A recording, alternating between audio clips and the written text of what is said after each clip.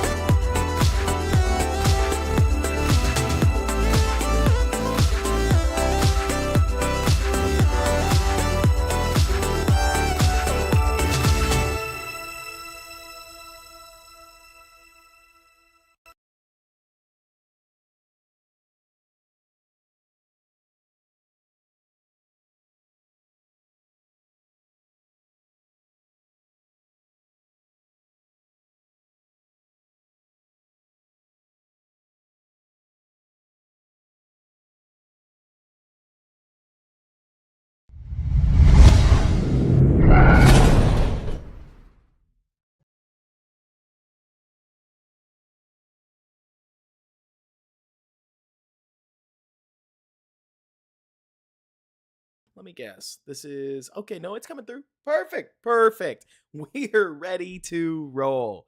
Are we really muted? Are we? Because I see something that says, okay, thank you guys. Thank you, everybody. Um, let's see. Okay, no. Okay, we're good. We're good now.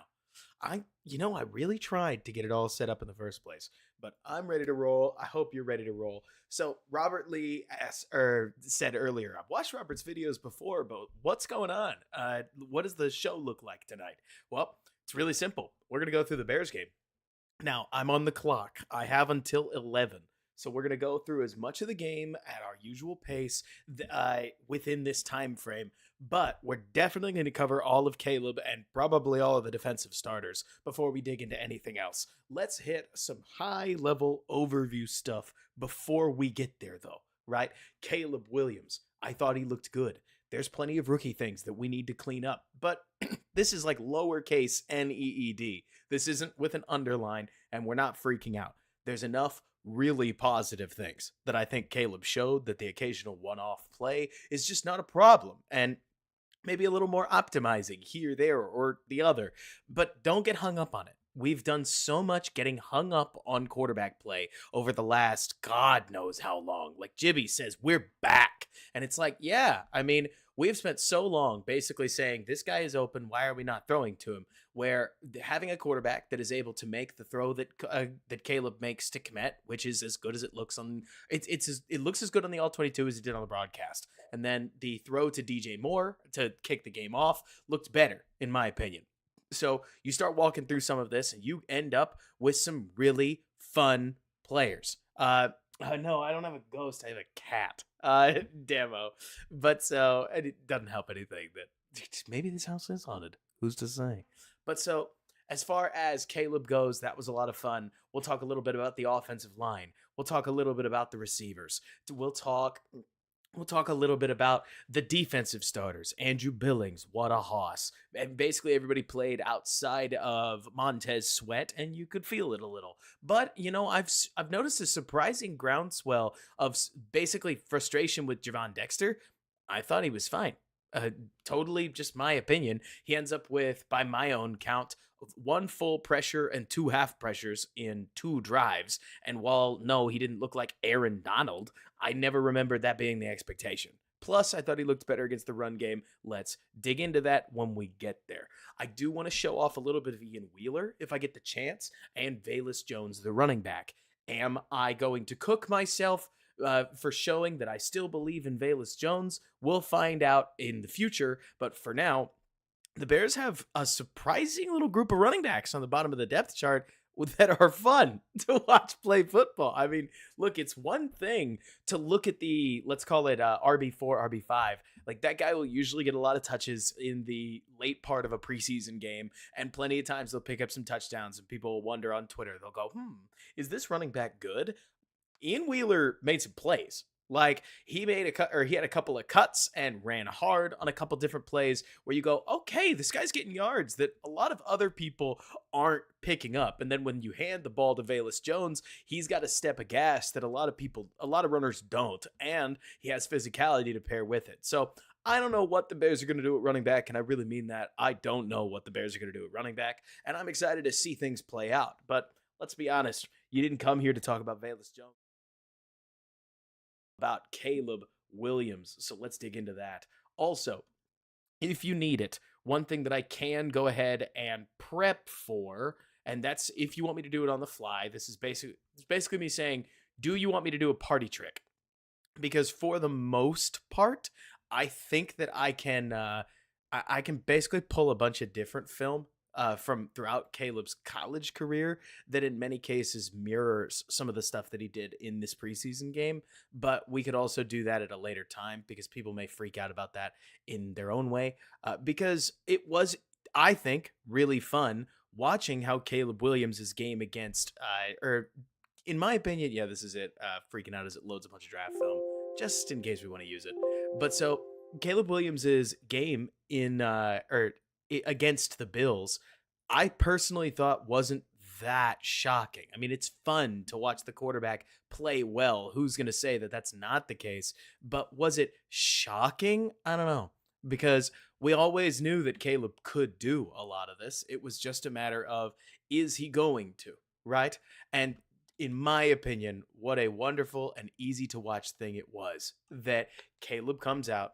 And if you guys felt like I did, I loved seeing that he very quickly looked pretty doggone comfortable. I'm sure that there's some work that different coaches will have for him in terms of how he hands the ball off. Like, I could not tell you different takes because I don't really have them on what a good fake handoff looks like, et cetera, et cetera. But as far as initial action goes, we're going to really kick things off as we start with Caleb's second play of the game, right? Yeah, that's fair. That's fair. Where exactly, Jay, where it was the same stuff we've been seeing on Caleb's film. It's just in a Bears uniform. And like Arothic mentions, it's shocking because it's in a Bears uniform. So taking a look at this play, because I think it's a great place to start, right? I have seen this concept called a lot of different things, but I see it as a pair of two concepts, right? Where it is Omaha. So Omaha, if you're looking for it, it's an O because it's an out, right? You're featuring a must outside release go with an out route right here. And so that's Omaha paired with a concept that looks to me like an iteration of drive. And so drive looks like this. You have an inside man step up or stem up. You have another man pull across the middle of the field, and it creates a nice little, in this case, if you pair it with the out route, it's going to kind of function like flood. Somebody may call it a flood concept. I see it as a pair of these two. But so you're probably looking 1 to 2 to 3, and then I can't remember. I think Herbert's like working inside over here, and he's probably going to be number 4. But if I can be honest with you guys, we had enough trouble last year going 1 to 2 that part of me looks at it and I say, I expect you to get here. If you can get here, great. I don't expect you to get to number 4. Now, that's not me being a coach. That's me being a reasonable analyst, right? Where all the JT O'Sullivans, et cetera, et cetera, et cetera. I want to make this so clear, guys. I am going to give you the best football impression that I can, but I'm coming at this like somebody who's not a coach. I'm going to try to tell you what I think the coaches are telling them, and then I'm going to try to tell you where I think they are in their growth chart, right? So JT is going to talk to you like quarterback. I'm talking to you, I don't know, like a scout? It doesn't matter to me what you call it. I think Caleb Williams gets a tough look on this one because he wants to throw to Keenan Allen, and this corner has him strapped up. Now, part of that's just because the corner sits on it. I mean, when the corner's playing outside leverage like he is, this is a really dangerous throw. The rookie places the ball on the outside. The corner breaks on it before Keenan really has a chance to fight through it. You're talking a pick six and a play that's all over Twitter for every reason possible. We know that because it happens, right? That's the J.J. McCarthy interception. I mean, a guy's first NFL completion is just full of nerves. Caleb takes a step back, and he's looking at Rome, where I think he can stick the ball on him, or he could make a layered throw over the top to Gerald Everett, who is running into space. But to be honest with you guys, we're talking about his first play. So I'm not surprised that he pulls up just enough for pressure to reach him. He escapes out the back of the pocket. He looks for more, doesn't find it, and throws the ball away, takes a pretty sizable hit, and draws a holding call. Look, I could tell you that classically speaking, there's meat on the bone here. And I like to think I've already pointed it out before I get to the fact that Herbert, you could stick the ball on, but he's a running back and he can't really catch. Rome, you could probably stick the ball on. I do think that there's an access throw here to Everett, but if you make that throw, that's a plus throw as opposed to an expectation. But I also think it was a huge lesson for Caleb Williams that you can't just always leak out of the pocket. There are costs to leaking out of the pocket. And on some plays, that's going to draw you a holding call where your guy was engaged, where if you could have found a way to make a throw from the pocket, you don't draw the holding call because it doesn't look like holding. This is something we used to talk about with Fields all the time, right? Where not every pocket escape is universal. And the moment that Wright sees him here, I would have loved to see Wright let go a little sooner. Instead, he takes him to the ground with both hands, and everybody's talking about Caleb. Like, I don't want to talk about how Caleb extends the ball just because everybody and their mother has all brought this up. I love that Caleb's thinking about ball security. I love that Caleb seems as if he has taken to heart that he fumbled a lot in school, but everybody wanted to mention it. I see it as O'Sullivan's point to make, and we love that. So Arathic mentions, was this on Caleb? And I'm clearly not explaining things well enough, right? If this was a week 8 game, right, then let's really talk about this, Arathic. In the world of pluses and minuses, like this is, in my opinion, a minor minus, maybe like a dashed minus, but that's mostly just because Caleb, if we don't take the hold, didn't make this awful, right? I don't love that he didn't throw the football, but there are going to be plays where I hate to tell you guys a spoiler here, but there are going to be plays where I'm a lot kinder to Caleb than I was with Justin Fields. Williams is right here playing his very first NFL snaps. So there are things that I'm much more comfortable with when it comes to what Caleb does and doesn't throw, because this is a dangerous throw. You don't need to throw that. And then everything else is less a matter of he's wide open. He's not. It's more like we can plant the ball on him, but there's also enough commotion going on in the throwing lane that if Caleb's sitting here thinking that that's a batted pass waiting to happen, I would understand it, because that has to be a very low trajectory ball. And then not getting to the second level throw, there's not a lot of guys that make that throw. I'm sure some of them can, if not most of them, but a lot of guys won't attempt it, because if you miss that throw low, it's picked here. If you miss it high, it's picked here. You have to hit it in that right spot, or it doesn't, or you just don't. Not only do you not pick up the yards, but you throw a pick on your first play. So Caleb looking for more room as he extends the play doesn't bug me.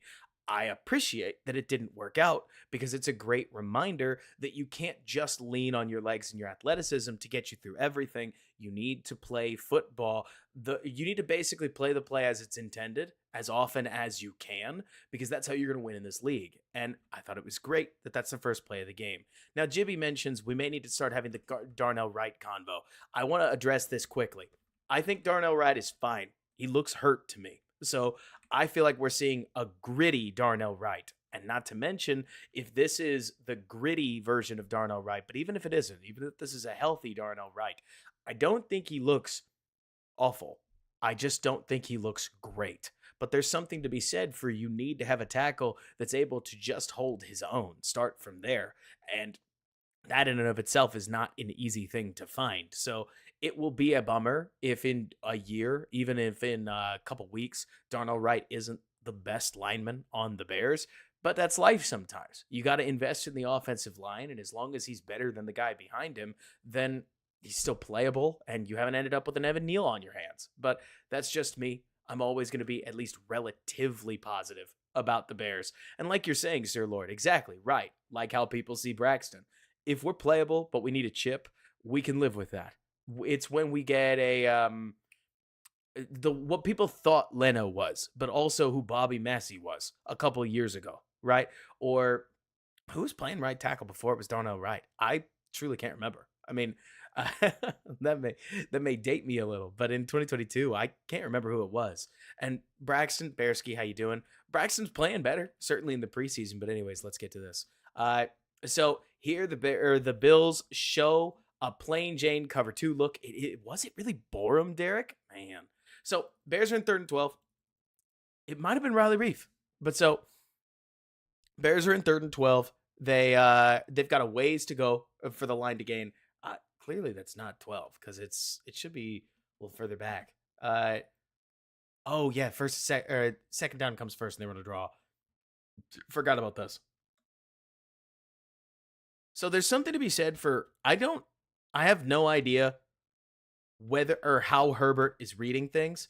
The more I looked at this, the more I'm surprised that Herbert runs this way, because it feels like he's got blockers up the middle. But what do I know? I'm not a running back. I don't know what somebody's keys are, right?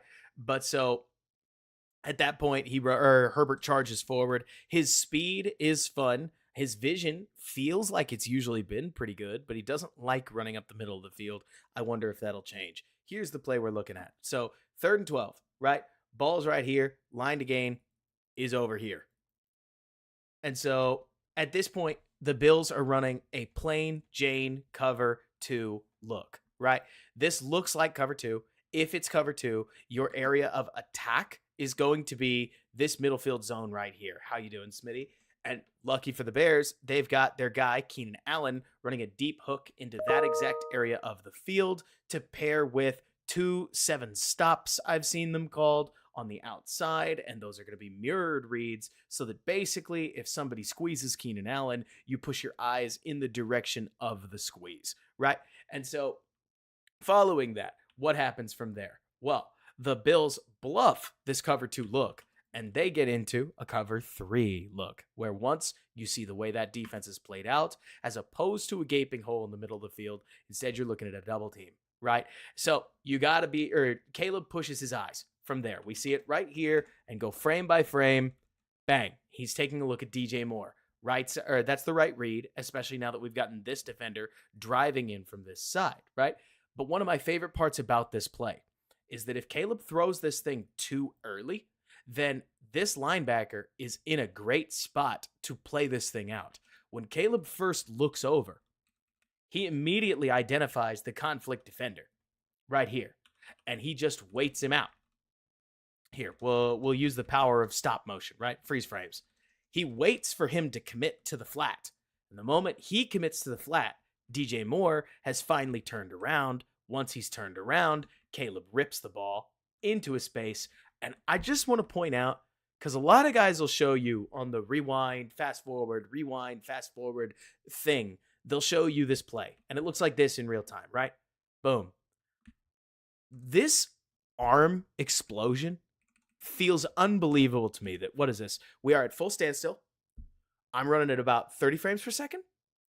1, 2, 3, 4, 5, 6, 7, 8, 9, 10. Ball out. Like, we're talking 1/3 of a second. 1/3 of a second. Caleb has gone from here to here. Ball out. And that thing is rifled too. I mean, there's not much of a window. That fastball is outstanding in terms of just the speed the ball shows up at. It's funny because your brain will remind you that it was faster than it probably is, but kudos to DJ too, because DJ comes back for the football and catches it at the 12-yard line. This is an NFL play. Like, this is a beautiful, beautiful piece of NFL quarterbacking, if you ask me. And I got you, Book of Ezra. It's sweet. And James Jones, you defend it by creating more pressure. I want to give some flowers, to the Bears offensive line. I don't care that they're double chip and out, right? The Bears offensive line does a great job on a play like this when they have to. Neither guy really gets that much of a chip either. And another thing, hey, I'm just going to say it, right? Caleb Williams ended the day with a 3.56 time to throw, right? So when we used to talk about time to throw, that time to throw would look exceptionally high. What's the difference? How many sacks did Caleb take? Softball question, easy answer, right? But I'm going to give you a second, because at the end of the day, when you take a while in the pocket, but you don't take any sacks, you can do whatever you want back there, so long as the results hold. I love that Caleb took the time he needed to basically sit in the pocket, stand tall in it, make the play he needed to make, and not go into trying to do anything out of structure. He didn't need to on this play. He still had a read to get through. Here we get the teach tape, or what, the back tape, and we get to see, look at this. Look at Tevin. Tevin and Braxton both have great reps on this play, right? Where Tevin's got all of his guy. Tevin's guy doesn't actually get any closer to him. Like, look at this. Well, let's watch 76. 90 engages with Jenkins. Jenkins gets him on the chest. And then from there, he doesn't get any closer to Caleb Williams throughout the process of the rep. And then on Braxton's case, 20 comes out here and sets Braxton on his anchor. And from there, Braxton just slows that down. Look at that. I mean, this play doesn't work. I'm right there with you, Sir Lord, where it does look like it's a pretty soft bull rush at the end of the day. But hey, it's a good rep, and we love a good rep from our offensive linemen. Rip, boom. Gosh, I don't want to just sound too much like a fan. I'm really going to try to keep my analyst hat on. How good does that look? Full base, rip. The biomechanics on this are wild to me, that he basically just sets it and forgets it. Pounds that ball through the lane. Hooey. Next play. Now, a lot of folks have talked about this. I have no idea whether this is Caleb audibling, Caleb killing, or Caleb recognizing something, right? But Caleb motions Roma Dunze over here. Roma obviously checks back. There's some kind of manipulation at the line of scrimmage. And then,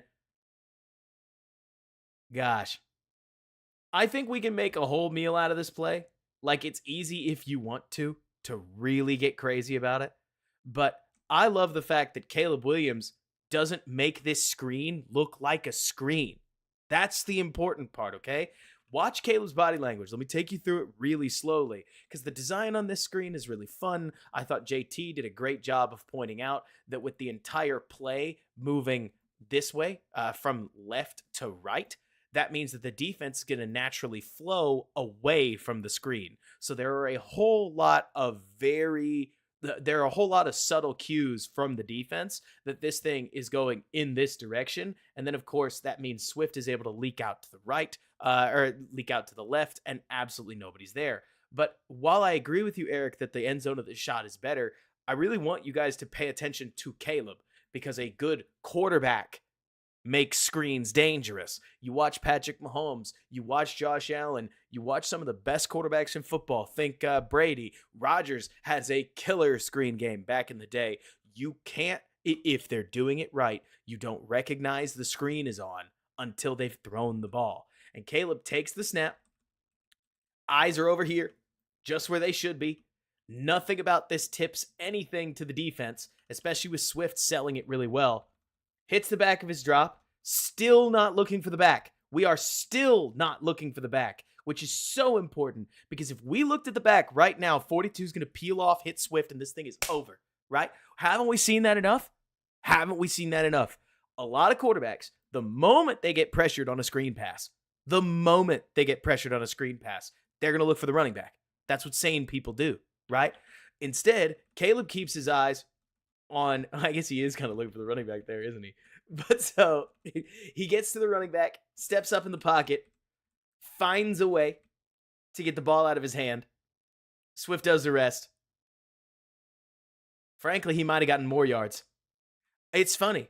This offensive performance, it's 4 for 7. 4 for 7. For, I think it's like 95 yards, about. Might be 97 yards. There were a lot of missed opportunities for the Bears. Like, this could be a longer run, like a Rothik's kind of mentioning. And I'm with you, Damo. I like the orange gloves and the orange. So I think when it comes to Swift swag, the orange gloves and the orange, the orange cleats do it for me. I think we can do with blue sleeves or no sleeves. Maybe I'm just being specific. But when I look at those white sleeves, they feel to me like they make his arms look really long. But what do I know, right? One guy who I think deserves some credit here, I think Darnell Wright actually recovers pretty well. Darnell Wright sets looking at the edge, and this DB, linebacker type, blitzes last second and catches him. I don't know whether Darnell is late to it. Maybe Darnell should have seen it sooner. But what I can say is Darnell just gets a hand out there, and it's enough to send 43 off his balance and pretty much keeps the play alive. Where I look at Darnell Wright, because I'm hearing you guys, I do, where it's like, ooh, should we be worried about Darnell Wright? I don't know, because his length and his strength are enough to make a play like this work, where I can't help but say to myself, man, even when he's sloppy, he's so talented that he can still play really good football. And I'm not going to quit on a guy like that until I have to, basically. And so if I ever sound overly upbeat or overly optimistic about a guy like him, there's just not that many guys out there. Look, most linemen struggle to keep their weight, from what I can tell. You guys have seen it. Kyle Long retires, loses 60 pounds. Joe Thomas retires, loses 80 pounds. All kinds of these linemen, the moment they retire, they just drop the weight. Holding on to that weight is not easy.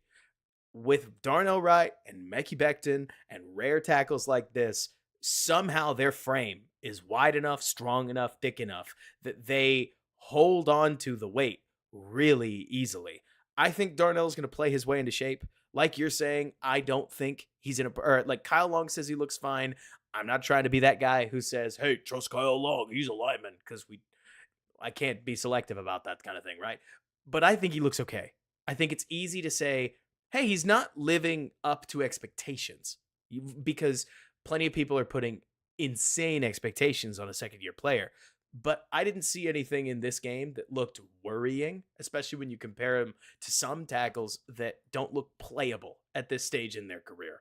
So that's my take on the whole thing. These tosses work. Alex, yeah, of course I'm excited, right? These tosses work. I think guys are getting out there and they are blocking. Kudos to Cole Kmet. Let's watch this.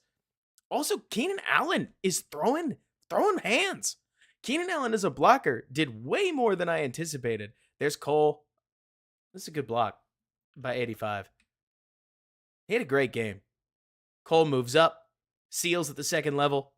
Blazing game, does what he does. Bears pick up good yardage. Next play, motion into the bunch. What's the defense doing on this?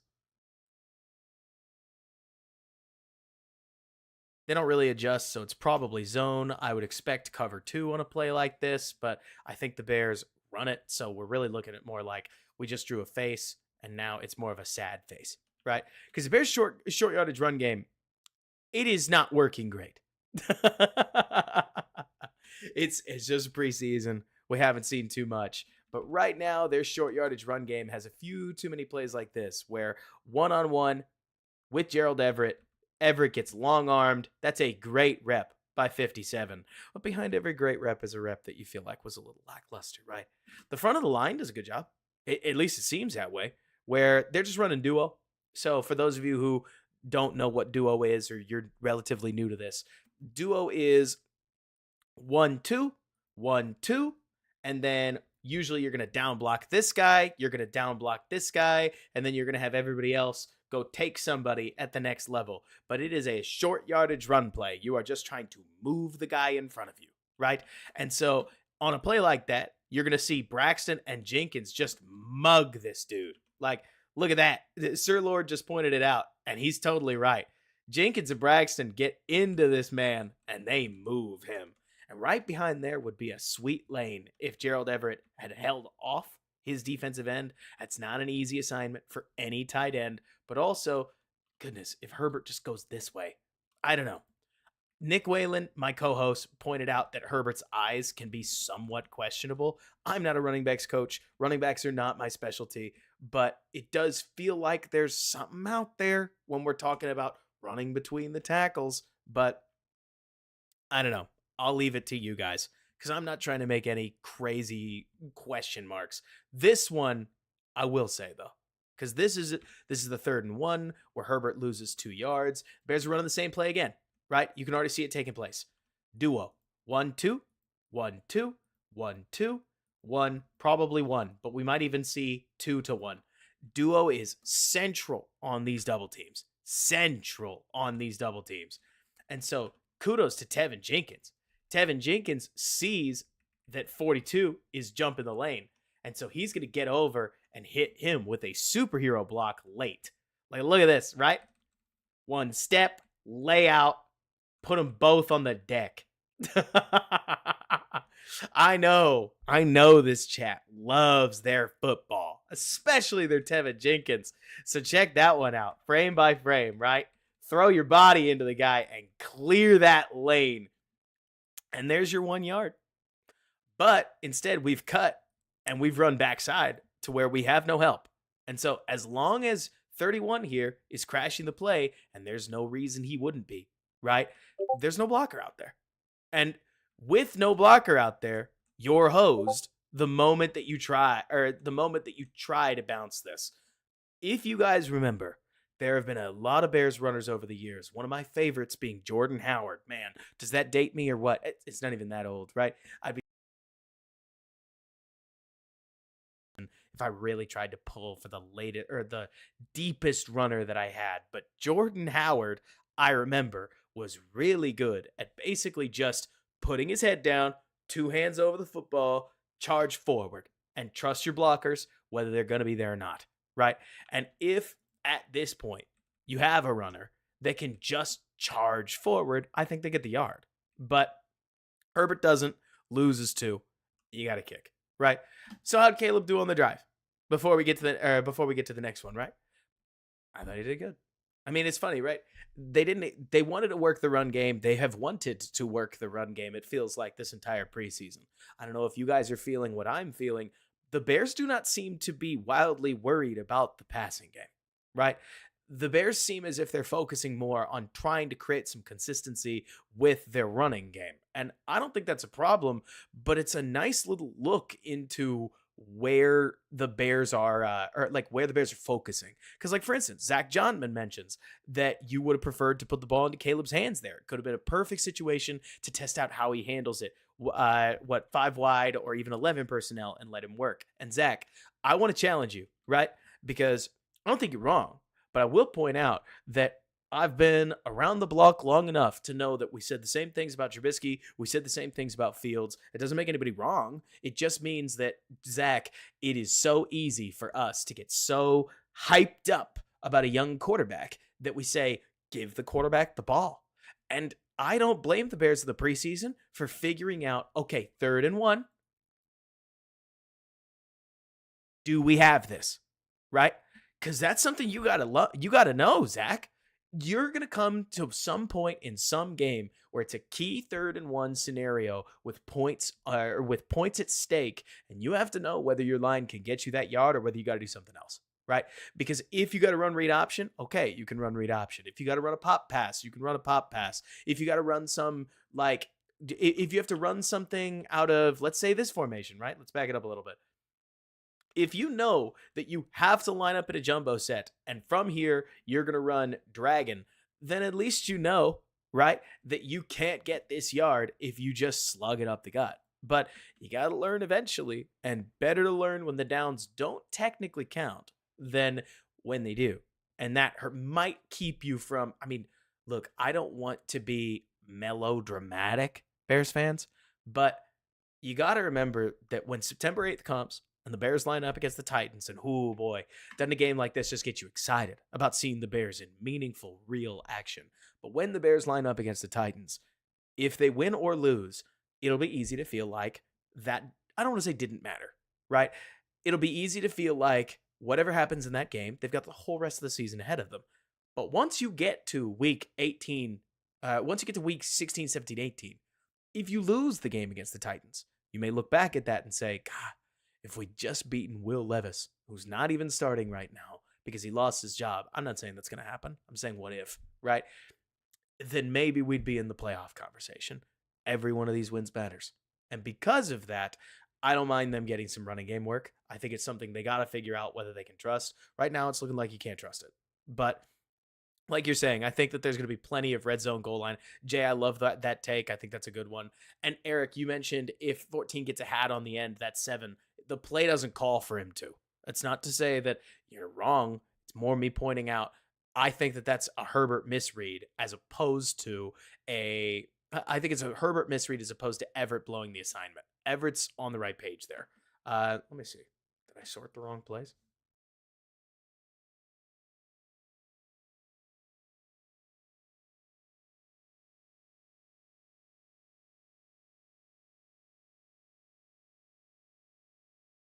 Punt. I am stoked that NFL Plus has been really good to me. If anybody's looking for the tape, NFL Plus has been way better than my old film source. It's nothing against my old film source. It's more to say if you're looking for All-22, they've even got preseason All-22 now. I'm shocked too. They seem like they've put a lot of effort into this, and let's just call a good thing a good because they deserve it. So Here the Bears are backed up, right? Second drive. Oh, we should probably talk about this. So, full review. I love that the Bears get points on Caleb's first drive. I love even more that the Bears partially get points on Caleb's first drive because Caleb actually got them there. Between a well-run screen pass and a huge 3rd and 12, Caleb had to play a part in the Bears ultimately scoring. If you know me at all, you know I love to score touchdowns. Who doesn't love to score touchdowns? But I think that there is value in an early field goal drive because when you drive down the field and show that you can put points on the board, it's going to force a defense to adjust. And then at that point, it's a battle of adjustments. But while there have been plenty of Bears fans going back into their future that or going back into the past that have scored pretty early, I'm definitely looking at this drive as a massive positive because we've had a lot of great preseason performances. I loved seeing that Caleb did something from the pocket, did 2 things from the pocket, and then at that point, it was a matter of what the run game could do. And if the drive's going to fail, sure. Run game being the reason, I can live with that. So then we get 2 more running plays. We can go into the real nitty gritty if you're looking for it. But like you're saying, GJC and MJ50, don't worry about it. We got you.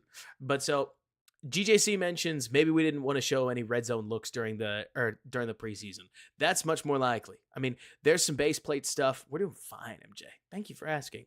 We're doing. There's some base plate red zone stuff that everybody's gonna run, and it's a big part of why you see the Bears practicing duo and toss sweep. These are run plays that they're going to run every single week. This one, by the way, it looks to me like Braxton and Tevin get to their spots pretty easily. Also, let's give a nice little shout out GJC showing off that I have yet to change the GIFs. Still looking at two guys that aren't Bears anymore. But we should get some solid GIFs here in the future.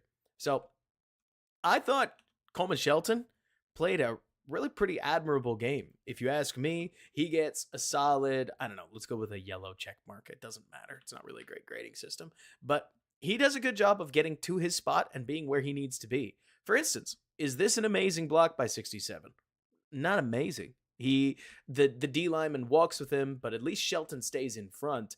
And if Herbert is able to squeeze through, then the Bears actually might have a solid little chunk. Tevin does a great job getting to the second level. This is pretty good.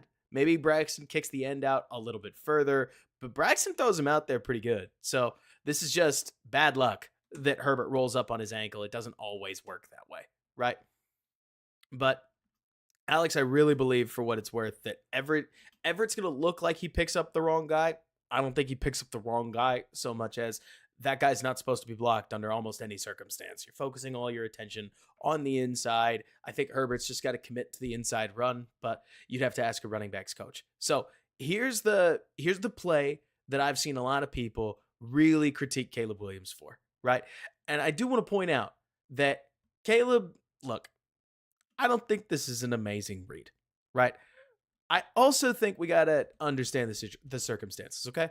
So the Bears started within the shadow of their own end zone. Every defensive coach in history freaks out about when you start in the shadow of your own end zone, right? Damo, I know I've got the picture saved. Peterman's gonna go. It's over. If anything, it would be Rippin, but it's obviously gonna be Caleb. So, anyways, we're looking at a 3rd and 6. And let me remind myself what the rest of the concept looks like. He ultimately throws to Rome, but it's drive. Bears are running a lot of drive, right? And so they've got another Omaha plus drive concept right here. Now, JT O'Sullivan, I will point out, sounded like he was kind of trying to start a fight without starting a fight about Keenan Allen. But when I think about Keenan Allen and Burner, I have never associated those two, right? I'm not trying to tell you that this has to be Keenan Allen, because Sir Lord's about to talk about it to me, right? Sir Lord's saying, I thought Keenan looked slow. And I'm trying to tell you, in every Chargers game we watched, Keenan looked just as slow. They just ran different concepts. And more option routes, more zone routes, getting Keenan into space where he can drift within the zone. That's what makes Keenan look good, in my opinion. Not running across the middle of the field against a man look or a zone match look where somebody's running with him. That's never been Keenan's game, at least not in the last year. And from what I saw, Keenan and Herbert worked a lot of magic against more outright zone coverages, and when he did get when he did get a man look, he got to run an option route as opposed to, hey Keenan, this is your assignment, run this route, right? The guy that I actually have a little bit more of a gripe with is Everett, because Everett doesn't get open either. Keenan on a lot of these routes, I'm not surprised that there wasn't much there. But Everett, for instance, watch him here on this drive route. I would have liked to see against a linebacker that loses you, like you get the step on him.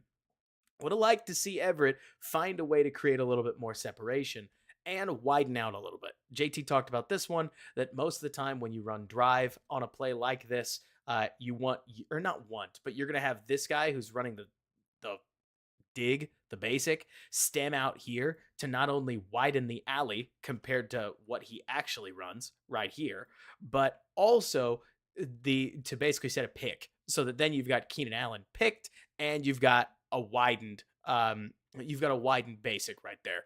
Instead, Caleb's going to throw to Rome, and Rome is releasing inside for an out route. Now, I think Rome is right on the line here. Is this holding or is this a good defense? Well, I think we can all agree that it depends on which jersey I'm rooting for, doesn't it? Because if this is Jalen Johnson or Tyreek Stevenson, I'm going to tell you that this DB established really pretty. Like he establishes against Rome early without disrupting Rome's route illegally. Then when Rome plants, he's in the way, and he has a right to that grass too. Rome doesn't get to access that grass just because he wants to. And then from there, maybe a little handsy at the top of the route, but also Rome doesn't get his feet. So I can understand a referee saying that's good defense. And so I would love to see Rome win on a route like this. And I don't love that Caleb throws the ball at him, but I want to point this out. So Caleb has thrown 2 technical passes. Like, you don't count the holding call because it's a holding call. And where's Caleb standing? Caleb sees a stunt come straight at him while he is standing in his own end zone, right? He's a rookie in his first start. This is his 3rd pass. It's his first pass of the new drive. Am I shocked that he just flicks the ball out in a moment where he has to make a quick decision, and you cannot get sacked here? You cannot get sacked here. I like the mental process that we cannot get sacked here.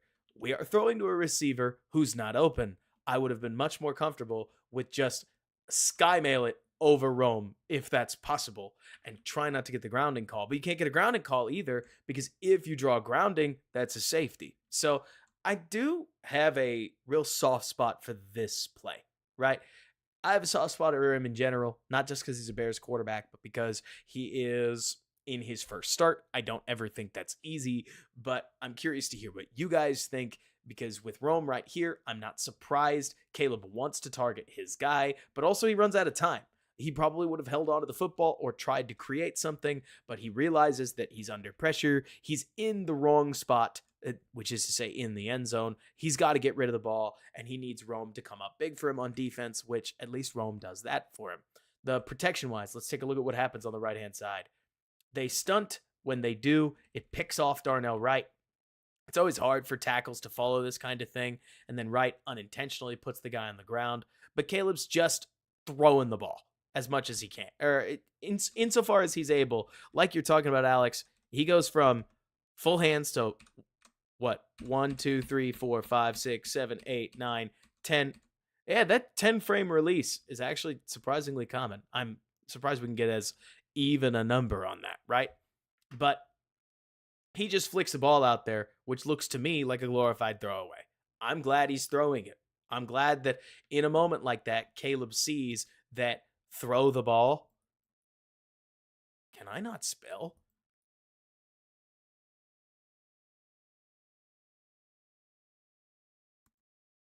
Is better than given a tie. You follow what I'm saying? Maybe this is cope. You tell me, where on the copeometer do you guys think that this falls? But I think that having an inclination to throw the ball even if that means throwing it into a kind of dangerous place and needing your teammate to come up for you, does more good in the long run in the NFL than trusting yourself to you get it. When you hold on to the football, there's not a lot of there's not a lot of ways that that ends up good for you. When you flick the ball out, of course it could be intercepted, but in the future, it's never impossible for Rome to reach over this guy's back and just pull the ball down. Like, I'm with you, Chicago, where if it can be thrown away, it's definitely better. Do we love that it's a risky ball? You don't have to, right? But I also think that as Rome improves, you would expect that he's going to be able to establish better position on plays like this and be more of a physical force with the ball in the air. But maybe that's me asking for too much from Rome Odunze. We'll have to see. Rome and Keenan did not do much in this game, at least not much that was particularly great. Now, DJ Moore still looks like DJ Moore. Now, who's shocked? Nobody. But DJ Moore throws one of the more vicious stiff arms that I've seen him throw in a Bears uniform. I have to show you it from this angle because it's sweet. He turns up field, he puts a hand on this man's pads, and he discards him like he is not even there. I love it. Like, full contact in the preseason, just got paid $20 million. Get off of me. And then the second guy hits him, and he still falls forward for 3 more yards. That's sick. And Chicago, I honestly love the effort here. Caleb Williams runs down the field, and all he's trying to do in a play like this is just Olay the guy. Make him brace for contact. Make him go around Caleb. Don't ever think that Caleb's going to throw that block. He's just feeling it and getting in the way. There's nothing to this concept. The Bears are going to run it a lot. They've run it a lot with Fields. You guys have seen it a million times. It's just a naked keeper out the right-hand side. And you set it up with a little bit of this side-to-side action, show off what could easily be a running play, make it all look the same, and then you catch the guy eating turf because he doesn't know where he's supposed to go, right? So, boom, hits the deck. Caleb takes advantage. DJ does the rest. First down. That's as close to a we got him on offense as you're going to get, which is great. You'll take those. So Jimmy asks, what do you think about Caleb's processing speed? Right now, I think it's fine.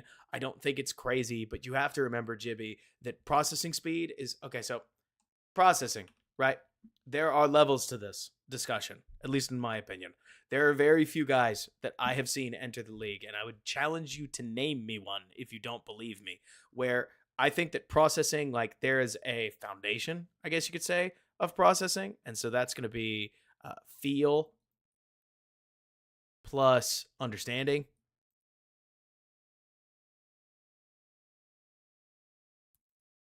This image is not going to work, but we're going to try it anyways. And then on top of that, you start to build bricks of experience that really start to bake this cake, right? And so that's like year 1 and year 2 and year 3.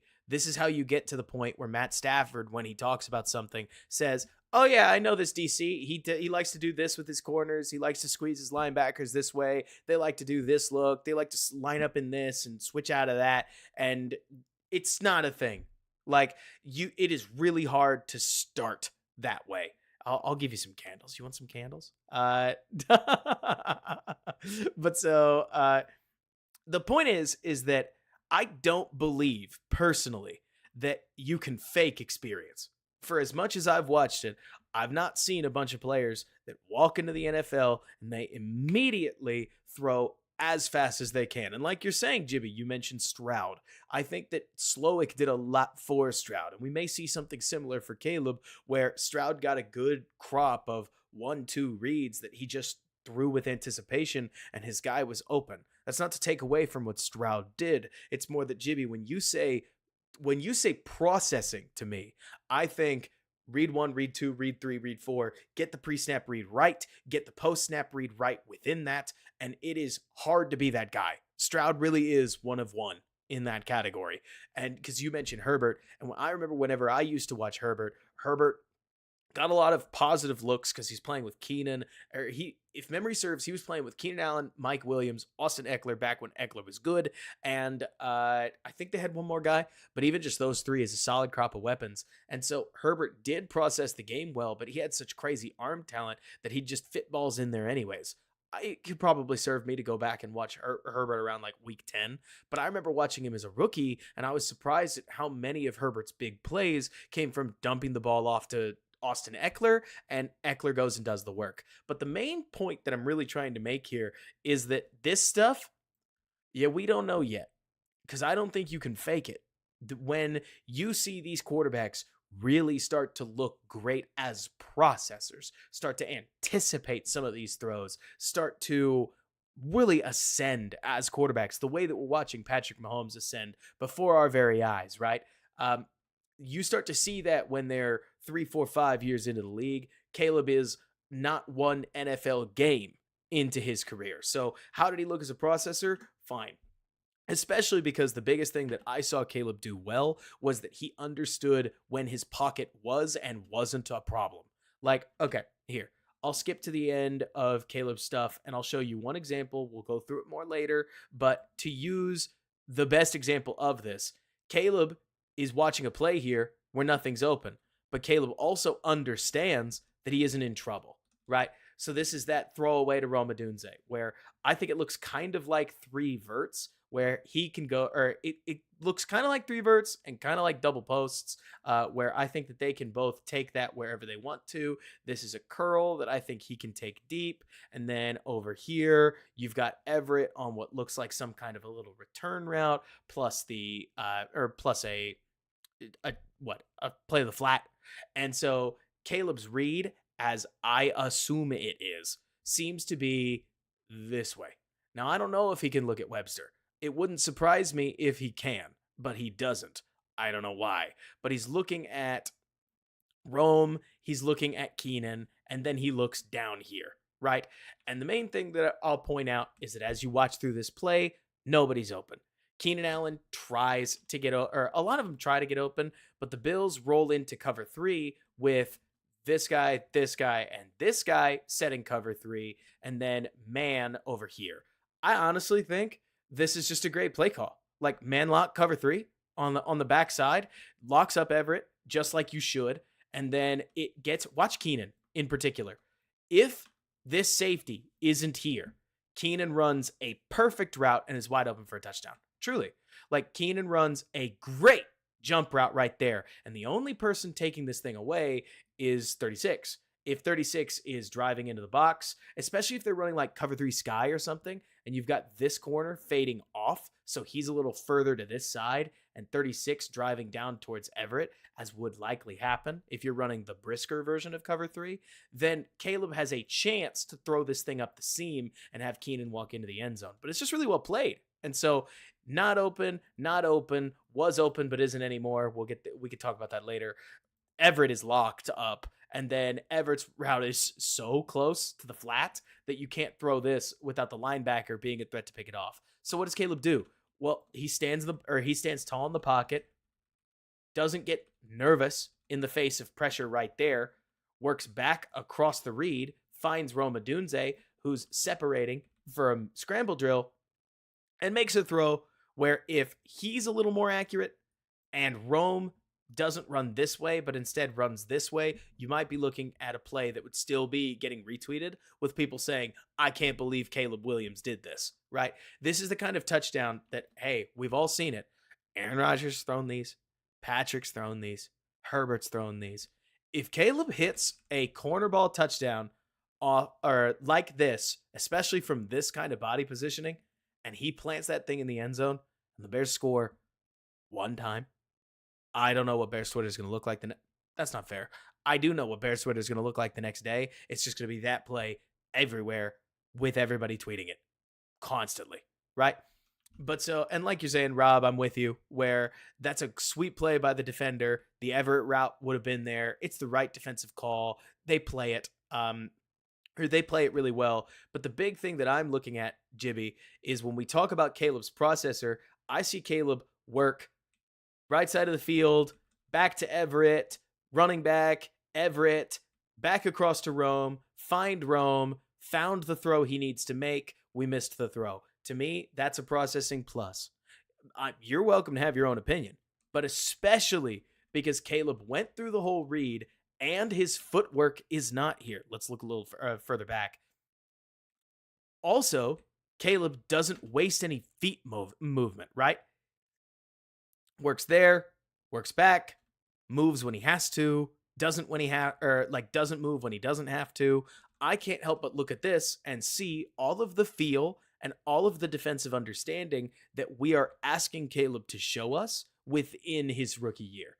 The rest is going to be experience and game planning. So can he process? Yes. Will his time to throw go down? Well, it sure should, because you got to think that there are going to be a couple more of these plays where the first read's going to be open and he doesn't have to feel like he has to sit in the pocket and scramble for everything else, right? Especially because, Jibby, I thought that there were plenty of pure progression plays in college that Caleb didn't look as comfortable on as some of the other players, right? And like you're saying, Joe, you mentioned where does the ball go? If Rome goes to the corner, he would have caught it. I don't know. I think the ball being over here, landing about there, makes it to where it would have been a hell of a catch for Rome to catch it and also stay in bounds, even if he was in the corner. But roll it back. Take a look at where Caleb's throwing this thing from, on the move, defender in his face. If it was a perfect ball, that's sick. If it's an imperfect ball, it's a great throwaway, because you got to remember, this is 3rd and 9. What has 3rd and 9 traditionally been for the Bears? It's been a sack down, right? And so for Caleb to see that nothing was there, like nothing was easy within the offense, works back, finds an open play. What do you think this? You remember that old commercial where it was like AWS gives this catch a blank probability? What do you think AWS gives this play? Like an 18% chance? This is not an easy football play, right? So to me, for Caleb to find it and to take a shot at it and not get it, and then work things out with Rome for next time where you find ways to make it easier for yourself, it's a huge plus, especially for the preseason and where things are. If I sound outrageously positive, I feel pretty positive. I mean, from what I saw, Caleb's process was clean. And like Jibby's saying, there's corners that we can dust out, right? That you mentioned, you're worried his processor never really gets better and that limits his ceiling. I do want to test you to go watch some early Mahomes games. Well, we didn't get that many. Now that you mention it, like Mahomes played a couple games he played one game, and then from there it was Alex Smith. So you didn't see Mahomes in his rookie season. We don't see a lot of these guys in their rookie season. I wouldn't be surprised if we sat down and watched that there are plenty of people that, okay, for instance, Jimmy, what do you think of Brock Purdy's processor, right? And I'm not setting you up to fail, but I do want to know because I got you on this. At least I think so, right? But so when I think about when I look and think about Brock Purdy, I remember watching Purdy as a rookie. I was surprised at how often Purdy would stare at an open man and check it down to Christian McCaffrey anyways, which of course padded Purdy's stats because Christian McCaffrey is a whole dog and just did amazing things with those with those opportunities. It made Purdy look like an outstanding processor when really he was just hanging in there, and that was hard enough for a 7th round pick. In his second year, Purdy threw with conviction that he never had, right? Purdy suddenly stepped up in a huge way. He was way more confident as a processor in his second season than he was as a rookie. And he was taking shots downfield that he just wasn't taking. And now the Purdy that I watched last year, that's a good quarterback. And it's not to say that Caleb may start, bad. It's more to say, I think that it's easy, Jibby, to feel like players are better processors than they are, especially when their arm talent makes them look like they're unbelievably special, and they are. You don't recognize how often that they're subsisting off of arm talent. For instance, one more piece to this. I think there are a bunch of plays last year where Stroud identified where he was going to go with the ball pre-snap, locked in on that player, and just when he thought it was covered, he threw with more anticipation and really expert placement and fit the ball into a window where it would not otherwise fit. to me, that's not winning with processing. That's winning with arm talent and, I don't know, a little bit of grit, right? Processing to me is finding the easiest play, as opposed to some of this stuff where, including Caleb, you'll make a hard play, but it is a huge opportunity when you attempt it. All this to say, and be very highfalutin about, I think processing is a layered word. I wouldn't worry about it yet. I don't see reason to worry about it yet, because the fact that Caleb is going through his reads as expected and not looking panicky is a good enough start for me. Check this out. If you follow me on Twitter, if you don't, you should. You get some of this stuff earlier. If you do, then you're going to enjoy this one again. This is a pretty toss play. Everybody does their job. Q, are you in here? Because to me, any of my line guys, any of my guys that love the line, look at Tevin hit this reach block, put this guy on the ground, right? Tevin sends him to hell. Then Cole Kmet, he's going to get a pretty reach block on 57. And just when you thought that maybe Keenan looks a little slow, well, Keenan the blocker does his job. The blocker gets on the outside and takes him to the ground. Then you've got Braxton, who's barely even needed, and Blazing Game seals this. And oh my goodness, that is as pretty a trap run, or not trap, as pretty a sweep as you're going to see. This is gorgeous pin and pull. Like, you're almost bummed that Herbert couldn't keep his feet better, but how funny is it, right? You go to the wide angle, and it looks pretty good, right? Like, everybody looks as if they hit their mark, for sure. And Herbert turns the corner, and we love that. But man, if you're new to the channel, we'll talk about blocking, especially when it's good. Also, check out Shelton. Like, this is nice, right? I was about to say, Rob, Shelton gets out there. Little bit of an athlete to make sure 54 doesn't get into the play. Lot to be excited about. You win 33-6. Shocker. There's a lot to be excited about. It looks like Caleb kills to this, by the way. What did they start with? I don't know, right? But if you've watched this game, you already know what play this is. But Caleb, right, what was that? Right here, it looks like he's killing to it, or at least he's making some kind of adjustment. Naked. Cole Kmet is hauling. You get the ballmanship pump fake, and he delivers the rock. I mean, this is the one that gets all the kids excited, right? It must have been a run play originally, but it's hard to tell. I will tell you what, one thing that I felt weird talking about at the time, but I would like to just point out, because I'm sure you saw it too, is it was always unusual to me watching the Bajent games, because Bajent did a lot more work at the point of the snap or before it than it felt like Fields did. I don't know. I am not trying to make any assumptions. I'm trying to relay you a vibe that I got from when we were watching the Bears, but watching Caleb as a rookie command the line of scrimmage more than it felt like Fields did has me wondering what he did and didn't do, because we're never going to know. You can't ask that question. That's not only a scheme question to where the Bears PR will yell scheme and then the coach won't answer it, but it's kind of a condescending and insulting question. But Caleb at the line seems as if he's got a little more control over what they're doing. And then, gosh, Rob Daniel, you took the words out of my mouth. Cole Kmet looks like a fast and confident player. Like, watch how quick Cole gets 20 yards downfield.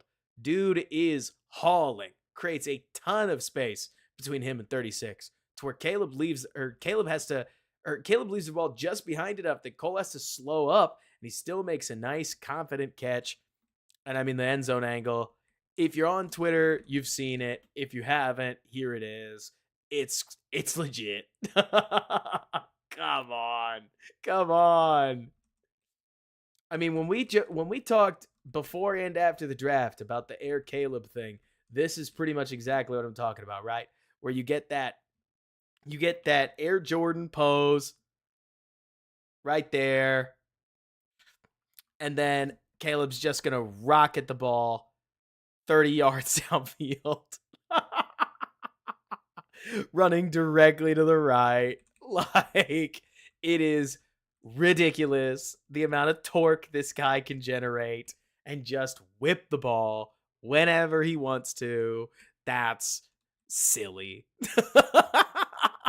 I mean, truly, GJC, it's like they this is to me that arm talent piece. Where is it processing? Not really. But it is a ball fake to get 94 to slow up just a bit, round the side, rip the ball. Another piece to this that I do want to point out, because it does go underrated, is we have spent so much time with JF1 that it is easy to forget that Caleb being this quick is not something you need to take for granted. Caleb has all of the functional mobility that I think an NFL quarterback needs. Now, Justin Fields has an extra scoop of mobility on top of that. Like, Justin Fields is so fast, defenses don't really know how to handle it when he's got that or when he's got his game rolling. But with Caleb, it means that on these naked boots, he's fast enough to protect himself and open up seams downfield. And for those of you scoring at home, you traditionally get 3 looks on this. I loved this. You traditionally get 4 looks, technically, right? You're going to get a flat route. You're going to get a deeper route. You're going to get somebody coming across the field. And usually then you have what I've always seen called the sneak flat, where somebody pins and they come out here. But realistically, you're trying to hit these 3. And Caleb hit for the cycle, hitting this one first, he hit this one second, and then he's going to hit DJ later in the game. He only got 4, I think he got 3. So seeing Caleb very quickly make some plays with it, that's fun. There it is. Man, Cole just ripped his way down the field. And totally, this is where you're going to get more, if you want to, complaints about Keenan Allen. But I just don't think that man situations like this for Keenan are, especially when he's got one way he's going for a rookie quarterback, are where you're going to see him shine. I would personally caution you. It's going to sound like the most homer thing possible. It's just strap in. Don't worry about Keenan until there's a reason to, because right now it's a preseason. He's a 32-year-old man. I wouldn't worry about it until it's costing the Bears downs in games that matter. And the moment it is, you can immediately jump to worry if you're worried. This is his first preseason action. It's a game plan that's pretty catered around what Caleb can and can't do so far. They've still got, you got to remember, 4 weeks of installs and practice to tune up a lot of other stuff in the offense. Then they've probably got other plays that they don't want opposing defenses to know about. But it's hard to tell what they need or what they need to reveal when. Here, Caleb gets the ball out. It's just a basic quick throw. I think what happens here, so it looks to me like the Bills are in cover 6. People call it quarter half, right? Where you've got these 2 over here. This is a 3 side, and then this linebacker right here. And interestingly enough, because they're in cover 4, Caleb knows he's got a decent gain if he just flicks it to Kmet. That's actually pretty heady, if you ask me. Oh, that's cover 4. I can flick this out there. Caleb did this all the time in college, where he'd put the ball on the front side shoulder so that Kmet can catch it in an athletic stance. Ooh, cancel that.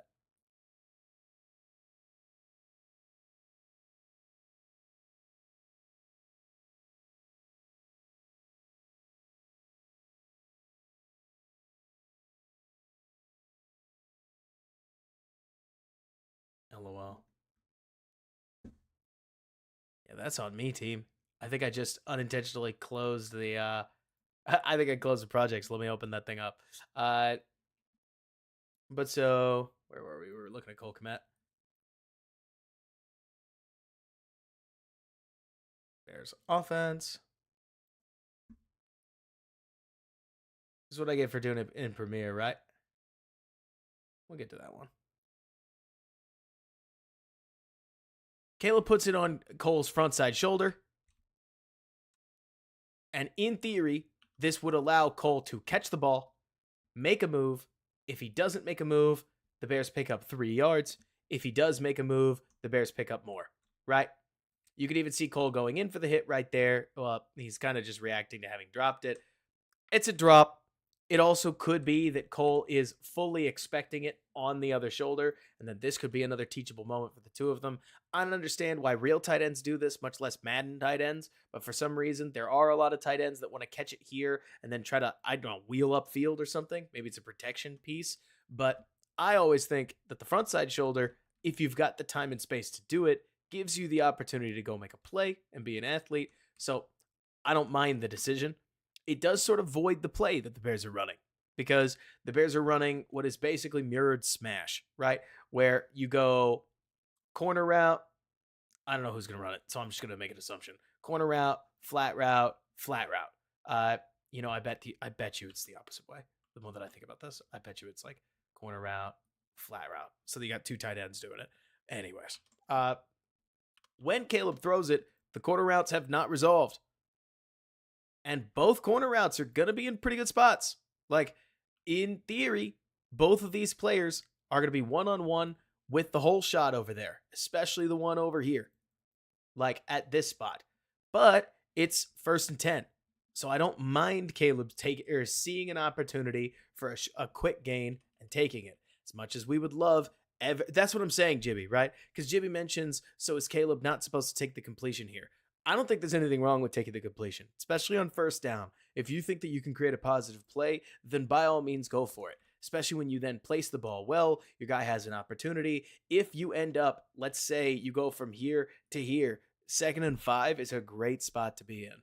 More pointing out that as far as the play call goes, if he wanted to take a deeper shot, it's there. And also for those of you scoring Waldron at home, Waldron didn't so much call a quick pass here as he gave Caleb the choice between attacking the defense deep and doing something easy. Also, let's take a look at Braxton. We've kind of moved past a lot of the line, but Braxton puts a nice little hit on 56 right here. It's not Von Miller, so if you don't want to compare it, you don't have to, but that's pretty solid. Honestly, everybody on the line does a good job here.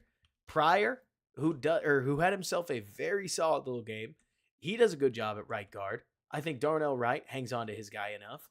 This is the other piece with Darnell Wright. So, this is, to me, a somewhat ugly rep, but I don't really care so long as it's functional, and it's a perfectly good block. This is where I think tackle play in particular gets complicated to talk about, because on one hand, I look at Darnell Wright, and I can understand anybody saying, why is he leaning? I don't love that that his guy's getting around his frame. I don't love the fact that he's leaning his head in, etc., etc., etc. But at the end of the day, Darnell is pushing his guy well past the pocket. And there's nothing dangerous about that. So it's a little bit of both hand. 2nd down, they're going to run the ball. This play's kind of funny. It looks to me like it's an RPO. From what I can tell, this is, who's that, Keenan? I think so. Whoever it is wrapping behind, it's Keenan Allen. And I think what Caleb's doing is he's reading this man. This is your key. A lot of times I see them drawn with a triangle. So we're going to draw it with a triangle. But so that's your read, man. And when Keenan comes over, it's not Keenan. It's 30. Quick. Who's 30? But so you see that linebacker take multiple steps towards 30. Funnily enough, I think you could still kick it to 30 and trust the guy to beat the edge, but that's the passing guy in me. Thank you. It's DeAndre Carter. Well, it's so funny because Sir Lord mentions that Braxton got lost and missed his block, and he does, because from there, it's just your basic power pull. But also, with two guys right here, part of me wonders if you're supposed to check out of this against the look, because Darnell Wright is supposed to down block, but he has nobody to down block, and then Braxton Jones just misses the kick out, right? So you got two linemen that are straight up lost and blocking nobody, and I think that it's only Braxton that really misses an assignment per se, but it's a messy play.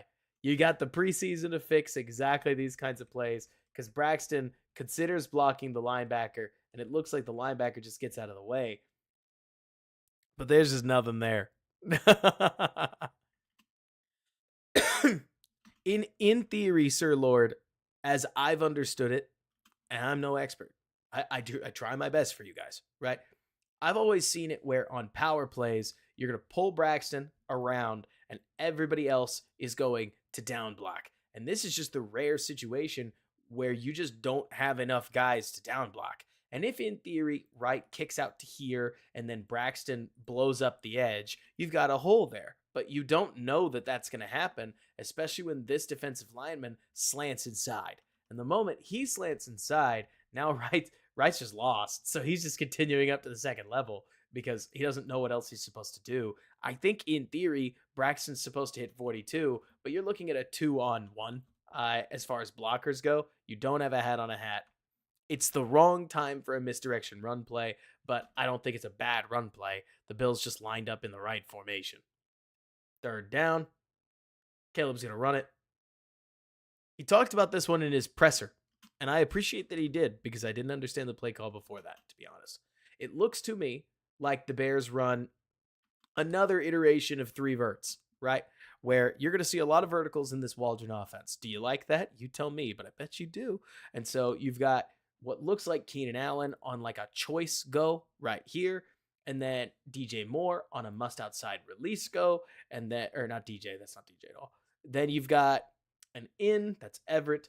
So you've got an in right over here, and then Herbert is blocking, and he heads out. So the look that the Bills start in looks like cover 1. We've seen this a lot, especially the Bears, right? Where when you see corners in what looks like press man, you're thinking it's cover 1. And if it's man, then you like Keenan's matchup, you like Rome's matchup, and and it's a matter of which one the safety covers up. Because if he shifts over this way, you throw to Keenan. If he shifts over that way, you throw to Rome.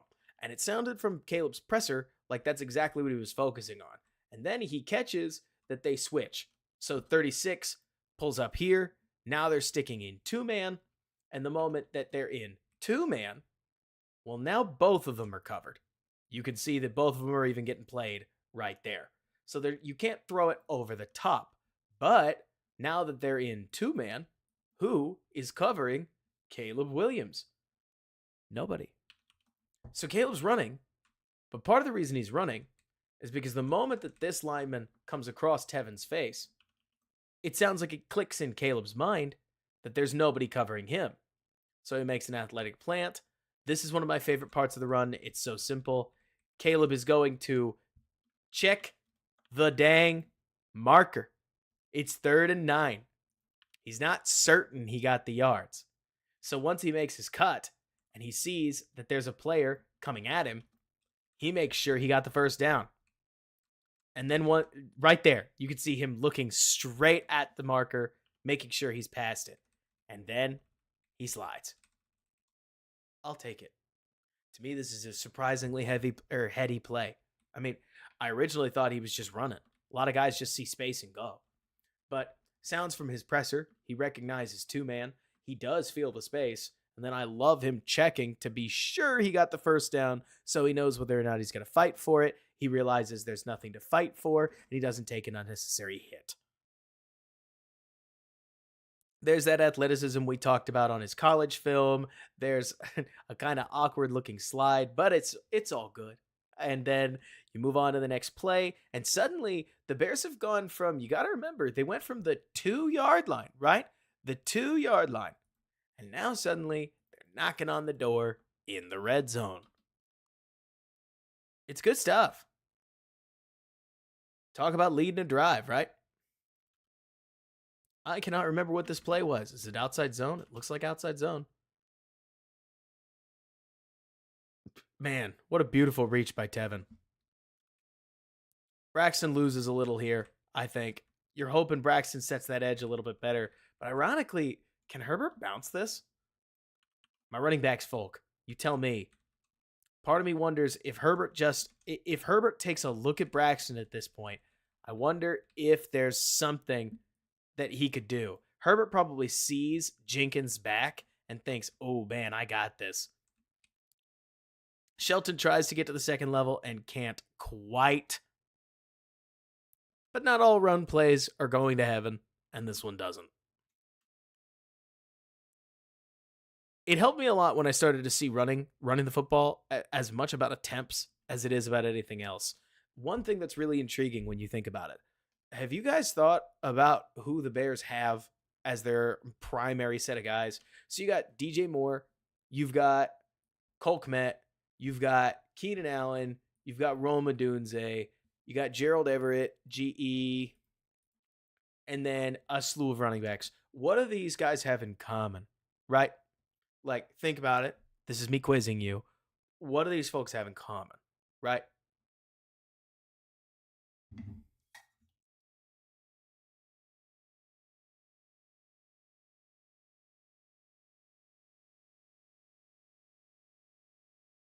I want to see at least one answer.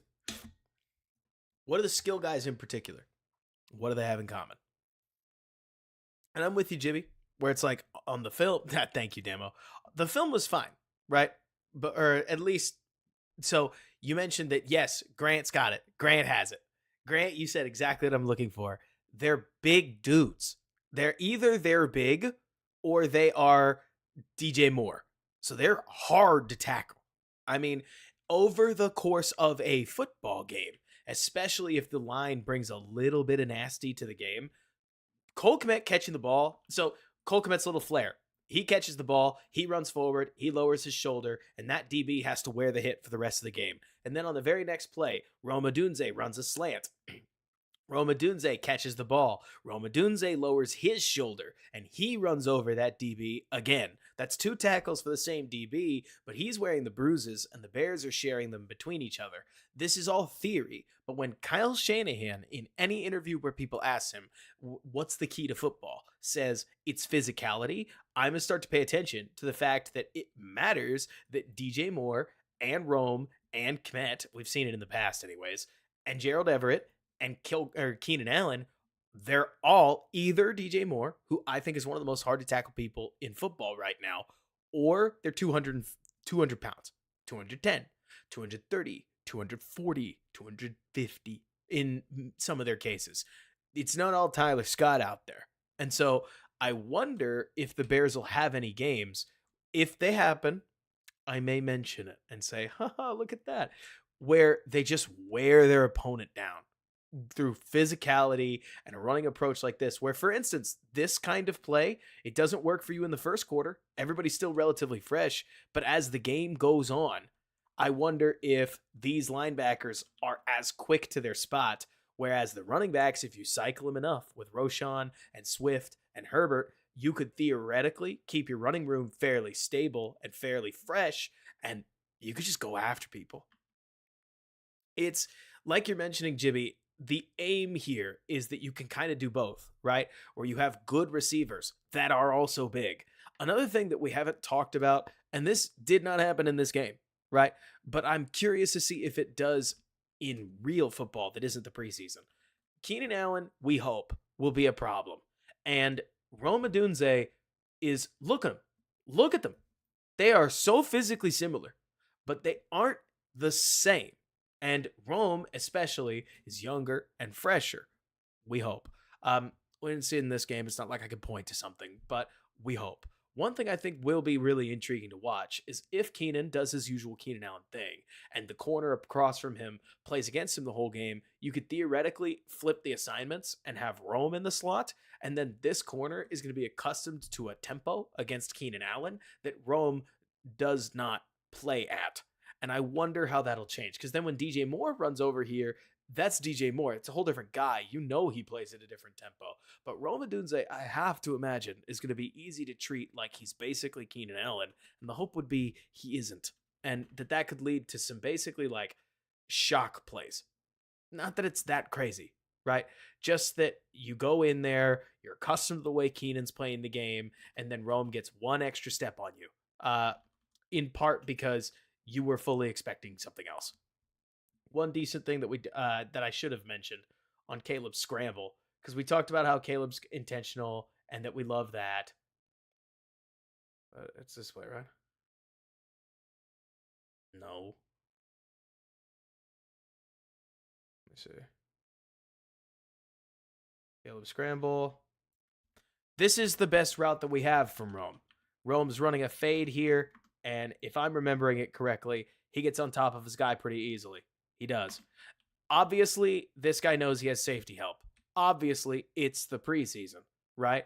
But if you're looking for hype and if you're looking for cope, Rome runs straight by his guy.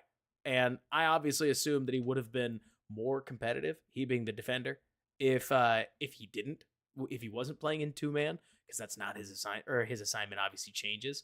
But it's nice to see a burst gear from Rome that I really didn't see him or I didn't see him leverage at Washington, where that 0 to 8, you see a lot more burst.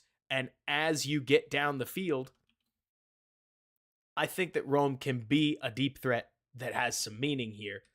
He just looks back and knows that he's well clear of the play. And then I do like at least the way that Keenan is setting his routes up, but we'll have to just wait and see when it comes to that. I'm actually not disappointed. Like, I'm really not.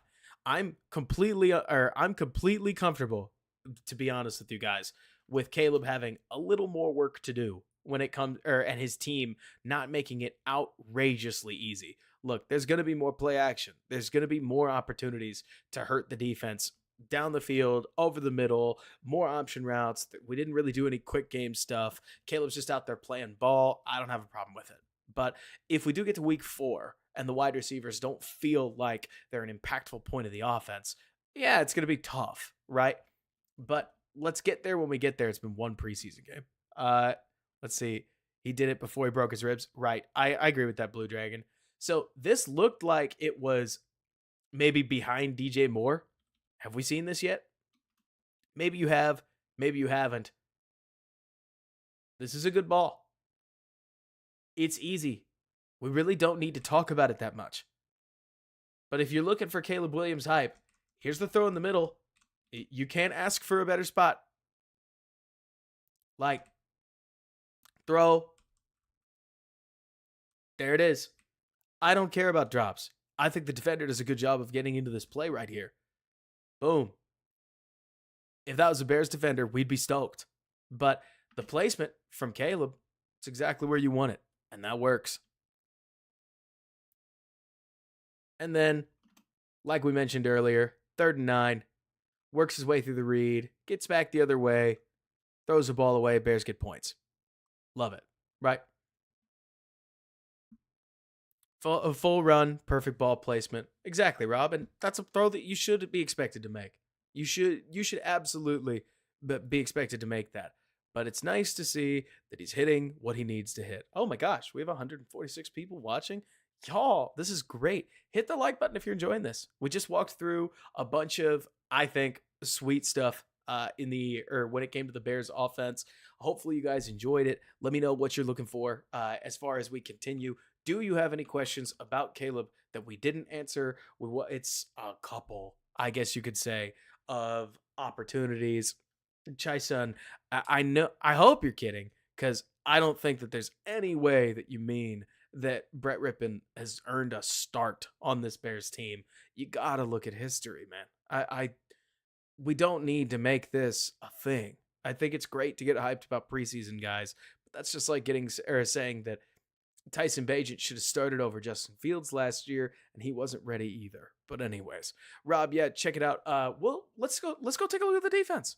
I'm fine talking about the backups in the offense. I didn't think that there was anything super necessary, and I got to be real with you guys. I need to be in the office tomorrow at like 8:30, so I'm out at 11. I would love to stay up late and go through the whole game with you guys. If we're going to do that, I'm going to sleep better going into this stream so that we could just stay up crazy late. But we got to get there later. So for this, I was going to take us through the defensive starters so that we can talk through what we got to talk through. Let's see. What do we got here? We can, and we could certainly talk through. You guys basically tell me what you want to see, but then we can go through it. After all, I live to serve. But the defensive film is basic. It's another 2 drives. Easy to talk through. You guys just watched me set the table for it. Booker, Dexter. We can watch some Booker. But so Oh, Shy Son. Okay, okay. Now I follow you. Now I follow you. Honestly, Shy Son, I really thought that you were saying something different because I'm not surprised. I mean, y'all, Brett Rippon played a phenomenal Hall of Fame game, like a phenomenal Hall of Fame game. So somebody coming out here and saying, "Nah, Brett should start," I would actually kind of understand it. But the moment that you say Rippon looked like Bo Nix, but don't tell Broncos fans, I'm like, oh no, this guy's there. Anyways, so I think let me see this. There were a couple good Dom Rob plays. We can go through that. Like, it's a really funny day, if you ask me, because I don't want to say everybody played well, but they won 33-6. And my other favorite part, okay, so let's talk about this. Doesn't matter. It's the preseason. I'm telling you that as a fan of the Bears, it is fun watching an offense led by a rookie quarterback where I can look at you guys, whether it's Swift tripping over his own feet, Cole Kmet and DJ both dropping catchable balls, the Roma Dunze, Caleb Williams miscommunication on where they want him to go during scramble drill, and then maybe you could say a missed throw too if you want to, where only one of these drives had a penalty that bailed the Bears out a little bit, and we didn't even go over it. I could take it, go back and watch it. I don't think the linebacker does much to Gerald Everett there. The Bears catch a break. I forgot to mention that. That's on me, right?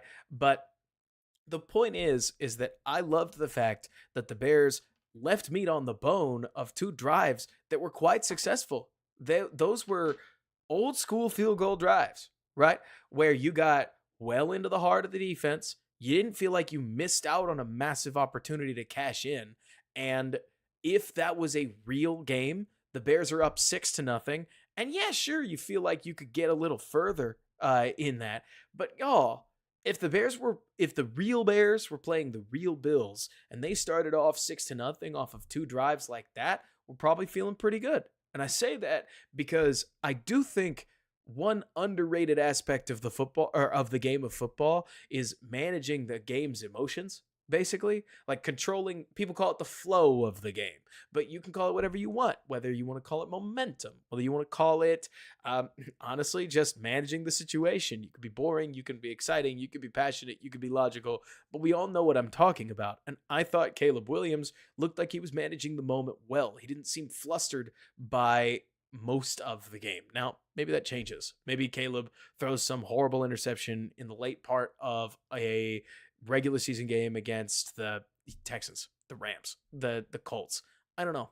We'll get there when we get there. But at least right now, I thought it was a very encouraging first preseason start. And Khalid mentions, I want to be super hyped, but I remember the Justin Fields game from the first preseason game. Dude, Khalid, go a little further back. Like, let me just throw this at you. Don't you remember Trubisky's start? Like, y'all, do we remember Mitch? Like, Mitch's game against the Broncos, that preseason game, I'm never going to forget it. I remember Mitch rolled in and looked so lights out that I thought for sure the Bears had the guy. What did he have? Like 100 yards in like a quarter and a half or something like that. It felt great, especially with Glennon as the year's quarterback. Like, more to say, Khalid, we've all been there. We've seen the preseason hype, and then we've seen it not materialize. I like the fact that Caleb did a lot of the little things pretty well, and that a lot of things it's not as if we're looking at a slant route that was wide open that he didn't throw at, but who knows? Maybe we'll see. Let's see. I haven't seen anything from Williams that Fields hasn't done in a game, so as of now, I'm not expecting much of a difference in terms of points put on the board. Sir Lord, I would tell you that I think that first 3rd and 12 was something that I did not see Fields do, and I wish that he did.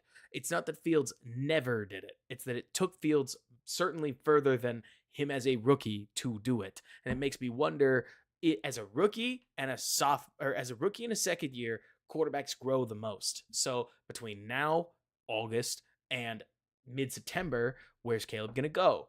Does he step forward from there into October? Does he step forward from there into November? We'll see. But Let's see. That was very JJ McCarthy game. Oh, the Mitch one? Yeah, it was sweet. But yes. Let's see. Uh all the let's see. That's what I'm saying. I don't think Fields throws the 3rd and 12. I'm not trying to split hairs. If you think he can, I'm not going to fight you on it. But the Fields that I remember watching, I don't know if he's that comfortable in the pocket. I think there's a chance that he may have tried to run.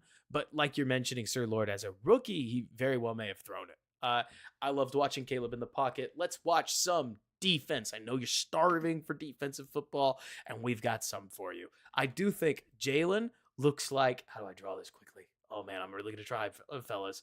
Jalen looks like a, oh no, it looks awful. It looks so bad. That's worse. Jalen looks like a dog. Okay, like I'm, Jay Jalen looks awesome. I'm stoked to see what Jalen Johnson does throughout this season. Like, look at this. I didn't watch this originally. Keenan Coleman is gonna come up and try to Jalen Johnson block, or like to block out Jalen Johnson. And Jalen's gonna say, "I'm not wearing number 33 anymore. I'm wearing number 1. You get out of here." Love it, man. Love a leader of a corner. And then we go behind the scenes. I'll tell one thing that's interesting. Check out what they do with Dexter and Billings. You're going to see the two move around a lot. But here on this very first play, man, I understand that I talk about Billings, I think, more than most. Look at this.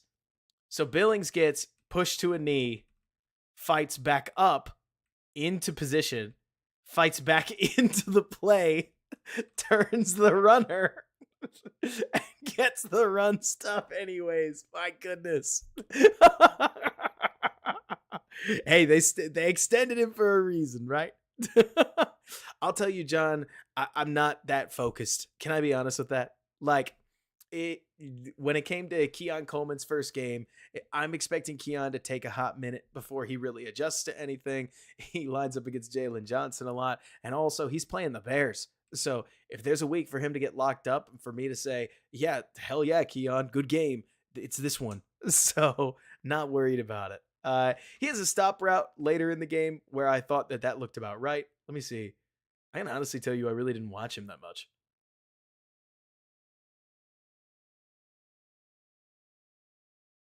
So, small things that matter, right? They matter to me. I like that you saw a lot of Jervin Dexter getting through his man. I'm not here to tell you that Jervin Dexter had some A plus plus plus game, right? I'm more talking about how we talked in the Hall of Fame game that Austin Booker looked like he was generating speed to power really well and knocking his tackles back. A week later, he has two sacks, and the whole of NFL Twitter is talking about how heavy-handed Austin Booker keeps knocking tackles backwards. When you see a play simple as this one, where Dexter gets up, gets his hands off the center, works through the center, it's not a pressure on this play. I mean, who knows? Maybe it's part of it, but I doubt it, right? It doesn't affect the throw, but it is still a nice signal to see that Dexter is leveraging his power in his hands a little better. And that's something I think the Bears really need. But also, have you noticed he's at 1 tech with Billings at 3 tech, right?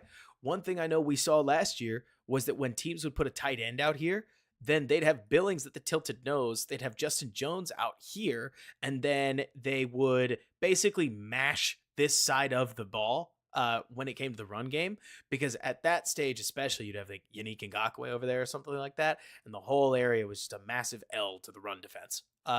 With Billings at 3 tech and his ability to switch with Dexter, you get a lot more flexibility in how you defend the run against some of these wide looks, and it leads to plays like this, where everybody just gets into the backfield and blows the whole thing up, right? And I like it because everybody points out Dom Rob, but there's nowhere to go. Like, let's pretend Dom Rob disappeared or that he just got blocked out really well, right? The front side isn't there either. And at that point, You could take Dom Rob out. Dexter's done his job. Billings has done his job. Edmonds is in his assignment. You could replay this down. You're still not getting it, right? I like, by the way, that Dexter is holding his lane. We saw him lose in a lot of these situations. So it's not to take anything away from Dom Rob, who inside steps on his guy and gets downhill, fights through the pull, and makes the play. Good on you, Dom. But it's a great one it's a great play from the whole unit. And I'm all about these whole unit plays. And like you're talking about, dude. Okay, so I'm just saying one other thing, Sir Lord, that's a little bit. Well, I don't know. The Bears did a whole lot last year of playing TJ Edwards here and Tremaine Edmonds here. And then if they wanted to drop Edmonds into coverage, he'd move up back that way. I love the idea. I'm going to put Mike and Will linebacker away for a hot minute. I love the idea of letting Tremaine Edmonds be the chase play guy. Play towards the passing strength so that you can go be in coverage, where you're definitely better than you are in the run game. And then if they're going to run the ball at the weak side, I guess he is playing more weak side linebacker in that case, because the passing strength's absolutely on the right. Good on you, Tremaine. Man, Shy-Son, I don't know what the deal would be if they did manage to trade for Hassan Reddick, but I was talking to some of my boys throughout the day. Dude, Shy-Son, I can't stop thinking about what an impact a guy like Hassan Reddick would be on this Bears team.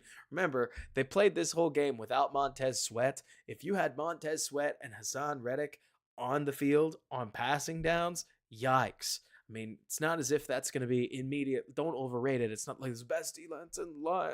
It's not the best defensive line in the league immediately or something like that. But it gets pretty dangerous, especially against a Bears front seven that is, or a Bears back seven that's really pretty well put together. So I am a fan that has watched this team lose a lot of football games. I have had more seasons where we have had nobody want to show up, but we all showed up anyways. And we talked about how this team was killing us because they were, 3-7 again at some point in the middle of the season. Then I have had fun seasons where we romp through and we talk about matchups the whole season long. So I have suffered enough to where, yeah, when you tell me that the Bears could theoretically trade for a Matthew Judon or a Hassan Reddick, I'm already in because it sounds fun, not necessarily because it's even smart. But man, you had one more pass rusher to this defense, and some of the downs where they struggled, I think, get a lot easier. This is a sweet little screen. Sometimes you get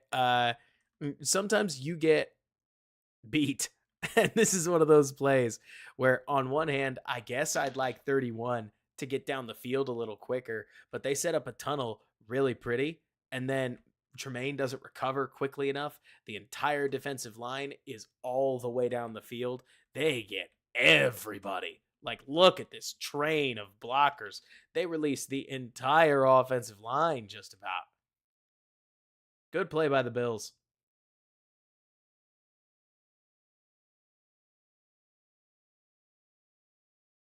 Khalid mentions, do I think the Bears are playing the starters next week? I want them to. Gun to my head, so to speak. I think that they're going to take their wins of the joint practice and sit the starters. I wish they wouldn't. I would like Caleb to play because I like watching Caleb play. How's that for rationale? But I think they're going to sit. And then it wouldn't surprise me if they play a little later against Kansas City.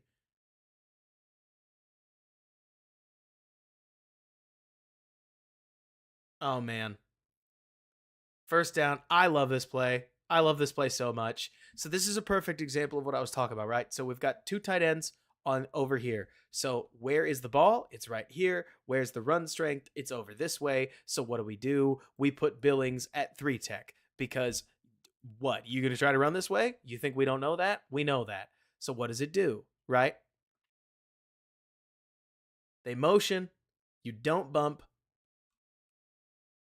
Billings gets doubled. I love this. I eat this up. You want to get me excited? You want to get me excited? Good DB play, good quarterback play, and sick play against the run. Like, Billings is going to get double teamed. He gets shoved, turns that shove into a rip, reaches across, makes the tackle. It's still like a 3-yard gain, but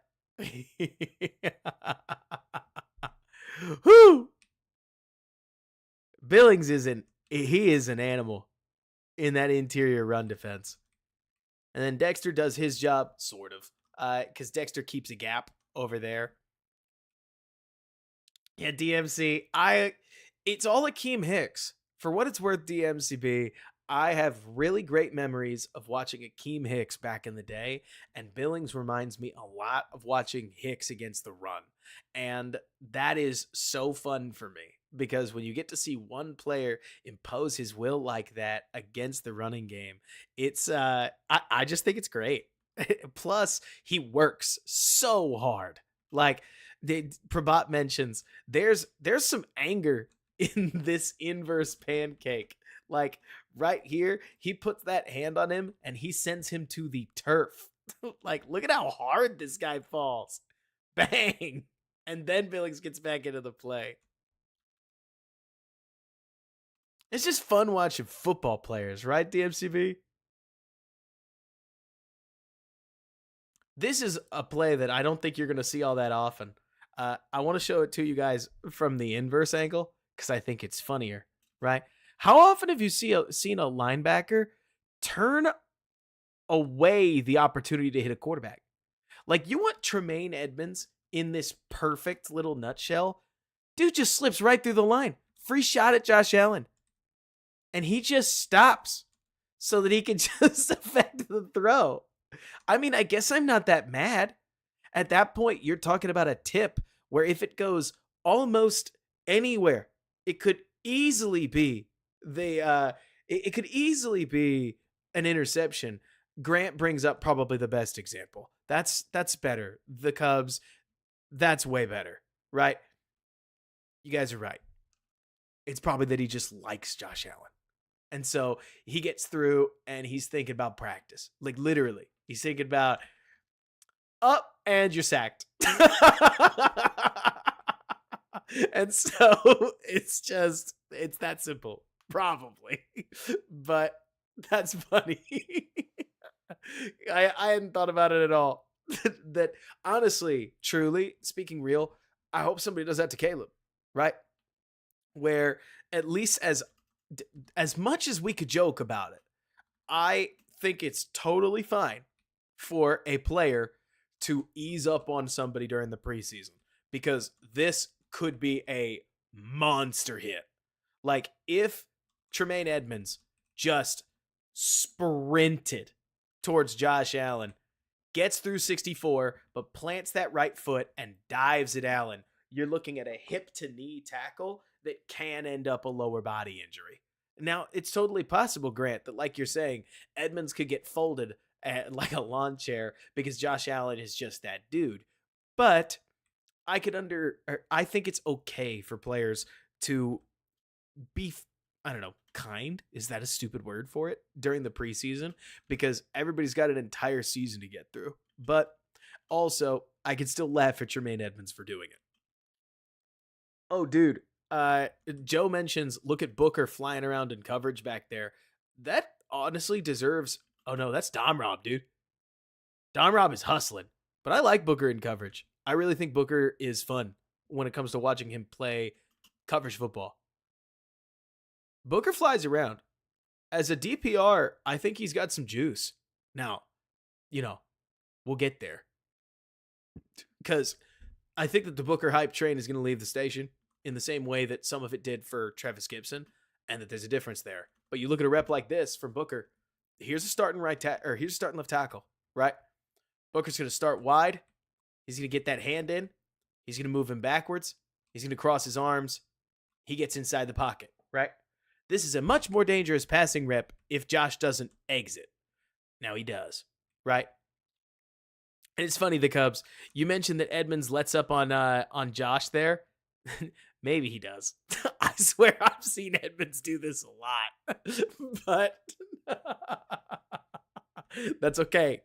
Let's just assume that Edmonds let up on him, right?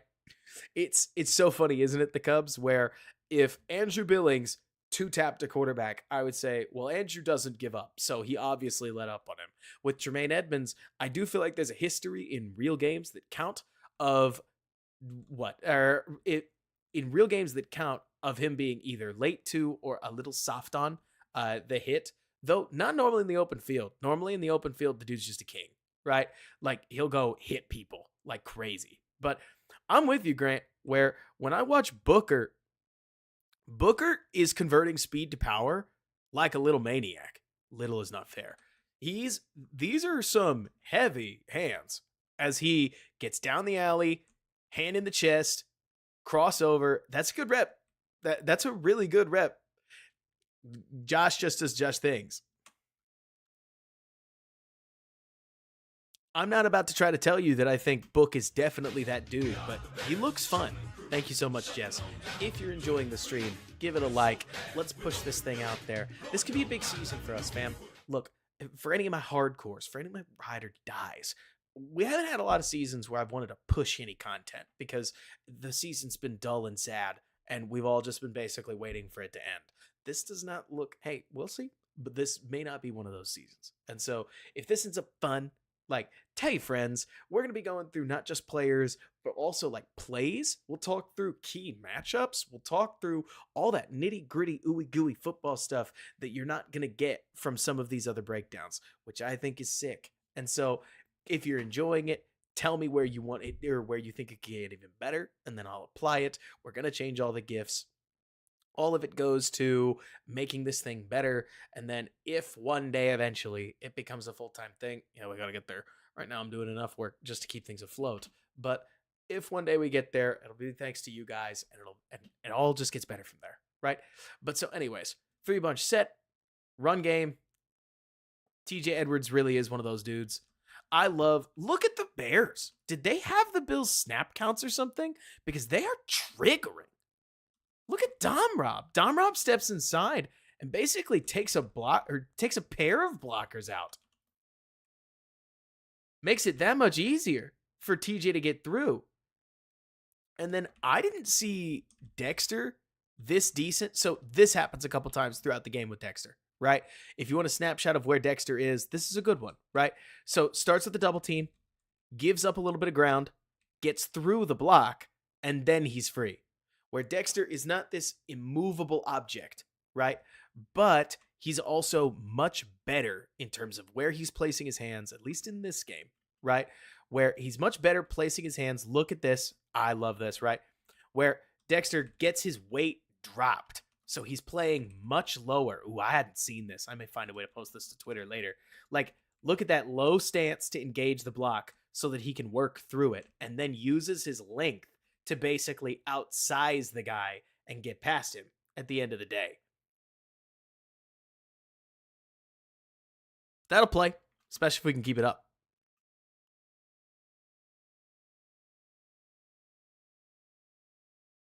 Here's just a quick throw on second down. I liked this rep from Dexter. When you're talking about a 3 technique, you got to take what you can get, and one of those is this. We get a couple punches in. We start working our guy back.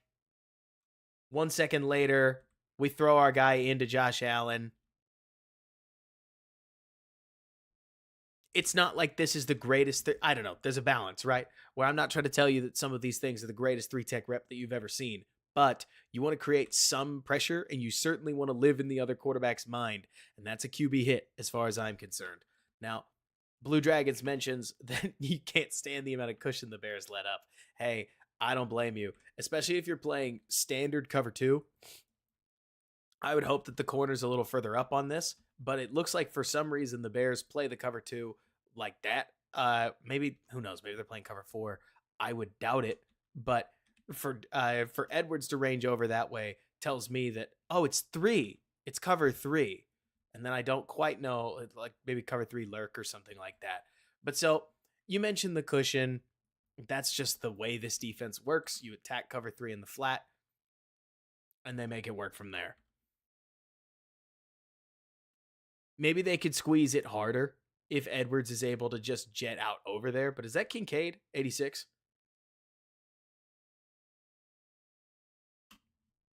Also, whether you want to credit it to Eberflus, whether you want to credit it to Eric Washington, third down, two linebackers in the A gaps. You got that double mug look. You've got a pretty little man look right here. You got to think it looks like man, except it obviously isn't man because the Bears are short a guy on this side of the ball. So they're going to drop out of it, and you knew they would. But why is the throw short? It has to be. Because our guy, our dog, Gervon Dexter, is about to eat Josh Allen. Off a stunt, too. Dexter on this stunt looks like something fierce, if you ask me. Like, he blows 66 up, and Allen knows it. He's got to get rid of the football. And I don't know if the Bills went into this play thinking, get 2 yards and we'll go for it on fourth down.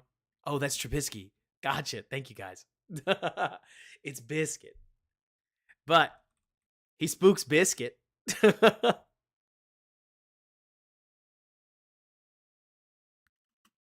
And then you go to fourth, and they pick up the fourth, and we're all sad about it, okay? Oh, no, 39. Oh, no. Oh.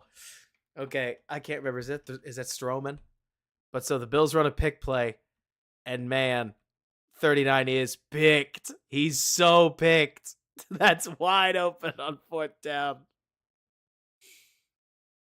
You'd love to see him recognize the pick and basically get under it.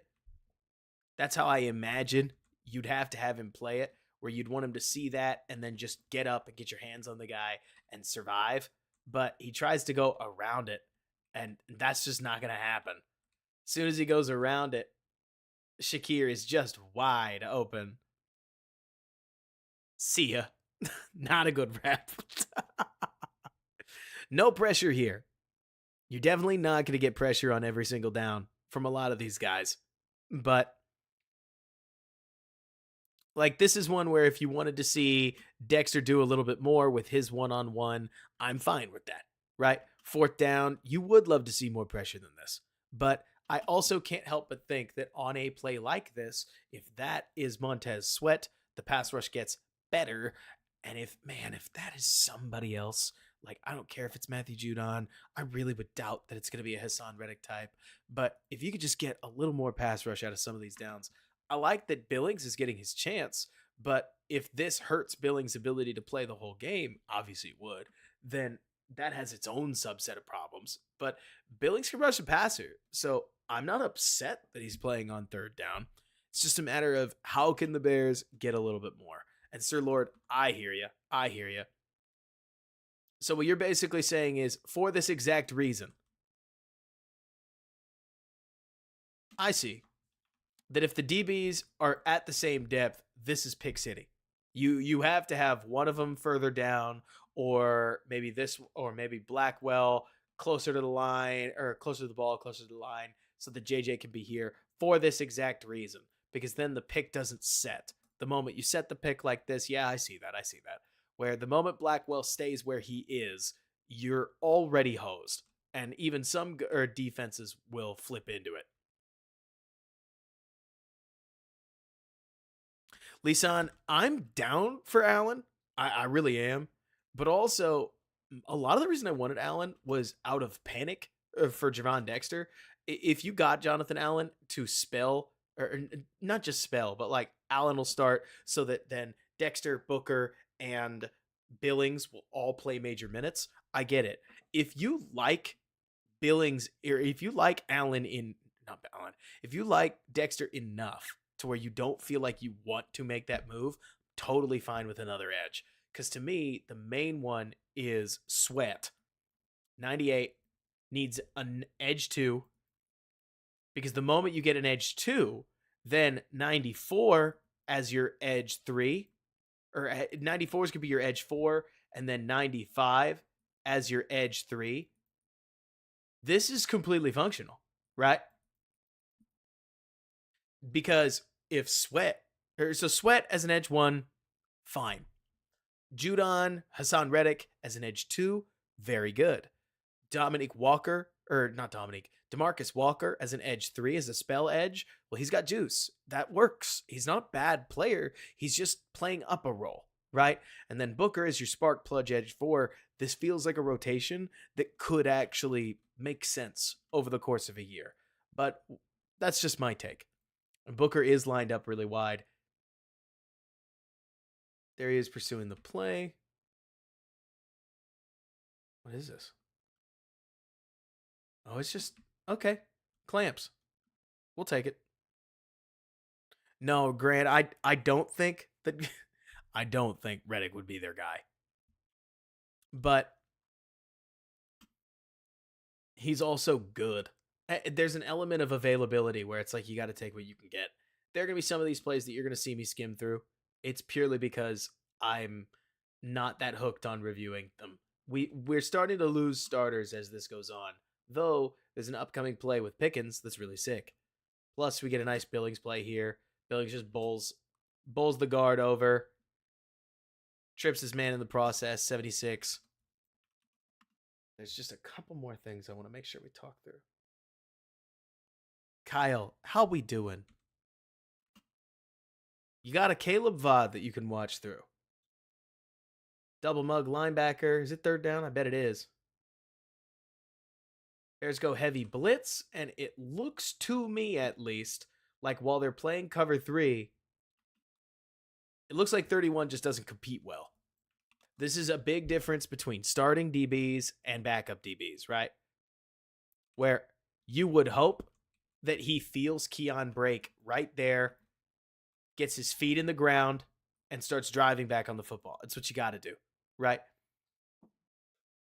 But he loses it a little more, and then Keon generates some nice separation. Which, hey, Keon on this curl route, yeah, that'll work. 31's Byard. Thank you, guys. Yeah, but is that 31? That has to be Jalen Jones. Yeah, it's 21.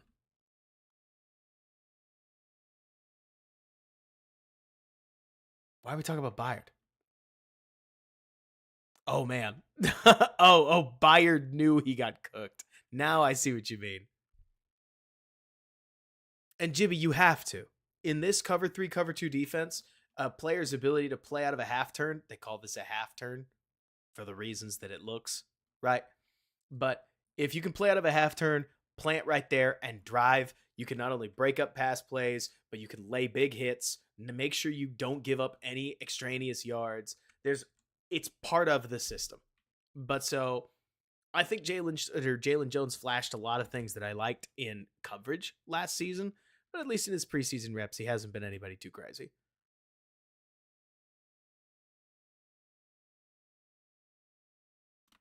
Is this the one? Yes. Yes. Okay. Get your Kool-Aid out. Get your glass. Get your glass. Get your Kool-Aid out. And watch Zach Pickens. He has not had a great preseason so far. It's only been 2 games. Eric, stoked to see you. And I haven't seen his late half sack. But you want to get me excited. Same rule as earlier. Second string or not, Pickens is going to stack a double team, shed the blocker, hit the running back, 0-yard gain. And you think he doesn't know he did it? Look at that reaction. Like, he gets out of this and he is juiced up. I mean, this is something we need to see Zach do more. Where Zach in particular got obliterated against a lot of the run looks. How you doing, Albert? Thanks so much for subscribing. Love it. But so, Pickens in particular against run looks as a one technique left a lot on the field last year. So this is going to be a major component to the Bears D-line health when Billings is out of gas, as is going to happen. That is a thick double team he stacks. And it's funny, because if he just holds it here, he's already done his job. Tremaine Edmonds should lock this up, and this guy's a little late to this hole, but Instead, he's going to make the life even harder for the defense or for that running back and makes the play. That's football. Like these little moments where you take first down and you turn it first and 10 and second and 9, that's big, especially the way the Bears like to play defense. Now, you need a little more consistency. You got to do that more often. But let's see. Sir Lord mentioned Booker. Dude, I'll tell you what, Sir Lord, the funniest part about Austin Booker to me is you're not going to love his run defense. He may make a play or two. I bet you if I talk about how Booker's run defense leaves a lot to be desired, there's coming a very Yannick Ngakoue kind of play where Booker basically puts on a pass rush on a lineman trying to block him, slips underneath, and makes a big TFL, and people go, Robert, I thought you said he can't defend the run. And it's more like the basic set the edge kind of stuff, where Booker setting the edge is going to get nowhere. That edge is not set. But that's okay. And at the end of the day, if you're cooking out your pass rushes, like that's fine. I mean, exactly like Jibby mentions, he says, if you're cooking on his pass reps, though, no. And yeah, he is. And if you could be a pass rusher, if you could be anything, dude's a 5th round pick. Dude's a 5th round pick. And so I can't help but look at Booker and say, I'm glad there's anything positive to talk about. Anything positive. And the fact that his pass rush has looked as good as it does is really, really fun. Here the Bears squeeze Josh just a little. I think that's open. But this is that layered throw we talked about with Everett just a minute ago. Here's Josh Allen attempting it and showing you this thing is hard to hit. That is a tight window between total failure, and he just sky mails it, trying to get it over. Oh, it's still Mitch. Whoops. Yeah, NFL Twitter's going to ride him, but that's just how people are, right? Watch, or no, wait. Yeah, I'm just screw that up every time. I'm sorry, guys. Watch Booker. I love this. I don't know if it's still the starting tackle or not, but Booker comes flying out of that stance, sets up wide, gets his arm inside, and sends him a couple steps backwards. It's not that this is some crazy pressure rep. I just like that Booker is moving his man. We've seen a lot of pass rushers that don't affect their assignment. I mean, that tackle looks like he's got work to do to hit a recovery step and get back into position, and he gets the guard coming over to help him. I wonder if he was able to work back inside had the guard not been there. And so we can worry about that later.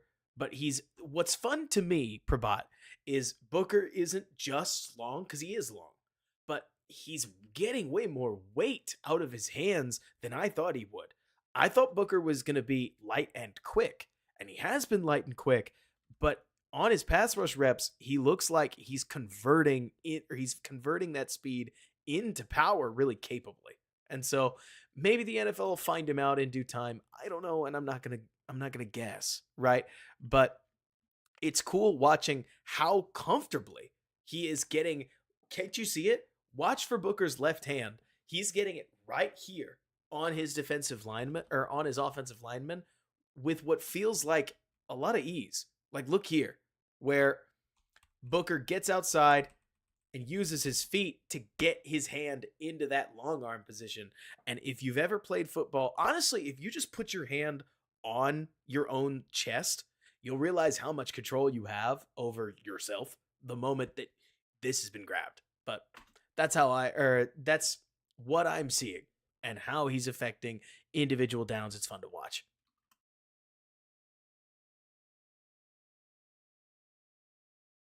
Yeah, for some reason, Blue, that just doesn't end up getting called very often. I couldn't tell you why. It is. Or let's see, 146 viewers.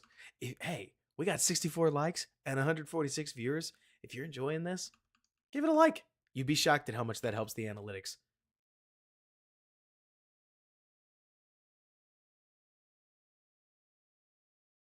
That's helpful to know, Akusai. I figured that there was probably some dialogue about this, but I sure didn't know it. 92 jumps. And I think they convert here. They do. I would love to see a little more pressure on a play like this. RIP Dom Rob. Was it Dom Rob? Or is Dom Rob gets rocked there? Here, I'll back it up. Here's Dom Rob from a wide edge, and he gets pulled. Yeah, cheer pulled. Whoop. It's funny too, Sir. Or wait, was it Jimmy? You mentioned Dexter. Dexter definitely looks like he's playing contain on Mitch. Like if you watch Dexter, at least to me, it seems like he's trying to almost play rushing lanes. So I wonder if there's a contain aspect for DeMarcus Walker rushing, and I'm only wondering that because we're a couple plays away from Dexter closing a rep. So for all I know, it's just not his pass rush rep. But also, you got to remember that if you're what, fellas, my math nerds, what's a good pass rush win rate? It's like 18% in many cases is considered, whoa, holy smokes. So I'm with you on, I also want more from Dexter, but it's easy for me to get to a place mentally where I'm like, well, I want everything to work. Like, I want every pass rush to hit and all of it fits. And that's not a realistic ask. So, all a matter of feel. I want more from Dexter here, though at least he flashes some color. Like forces his way not quite past the guard, but creates a noisy pocket, then Mitch throws a pick. Like this is awesome for Jalen. Here, Jalen Johnson just reads this route perfectly. No questions about it. Breaks inside, pick. Doesn't catch it. Jalen's hands are quietly showing off that they're made of stone.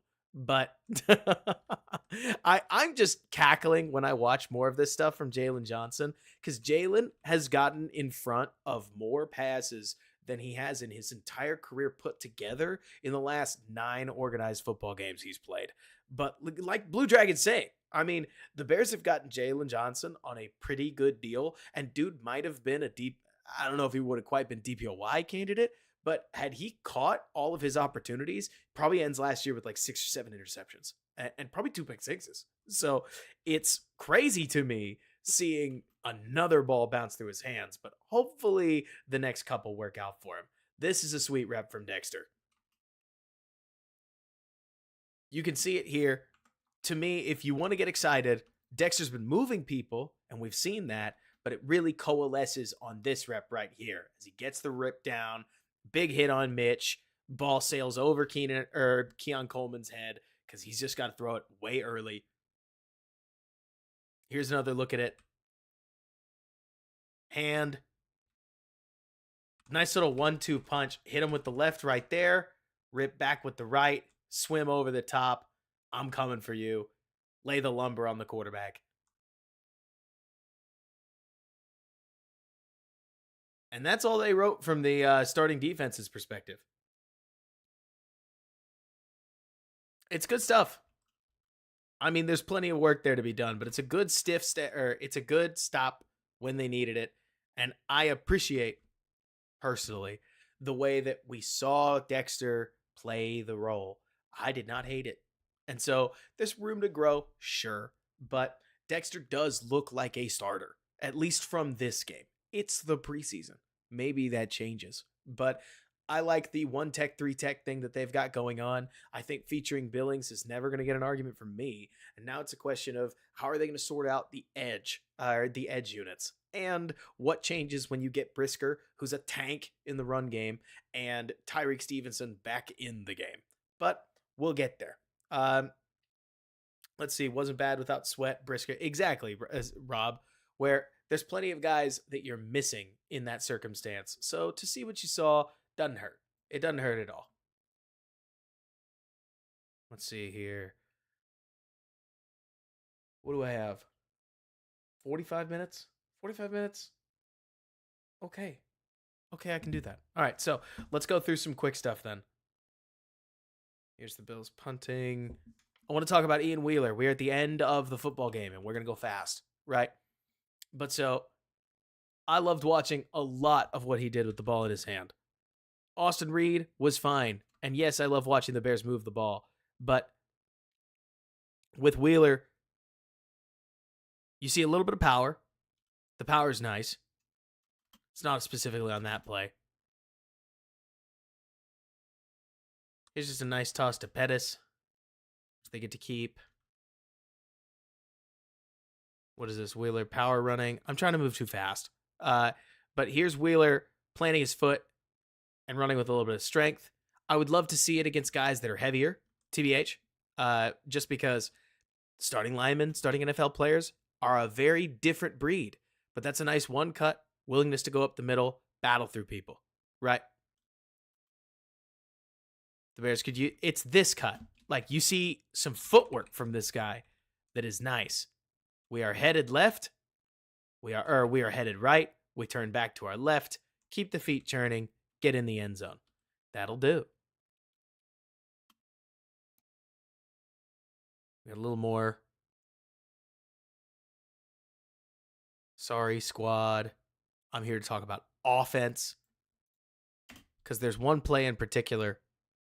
Is it this one? Toss play, has the speed to get through the hole, and then that cut is a whole lot of fun. I was watching Wheeler, and I remember saying to myself, hey, he looks pretty good. And then you see this on the All-22. Oh, I like that. Oh, I can work with that, right? Where you need the speed, especially in this offense, to take advantage of when you need to put your foot in the ground and clear the lane. But I love the way he sets 35 up. In, head fake, out, clear the contact. Big explosive. Puts him inside the 10. And then is it the subsequent play? The speed to get to the edge, slam it in for the goal line. It's a good series. It's a good pair of series for me and Wheeler. Is he that dude? Time will tell. But definitely a fun player to, I think, watch throughout that set. And like you're saying, Sir Lord, I couldn't tell you how they'll translate against starters, especially because he's playing in the fourth quarter of the preseason. So there's a balance to all of this.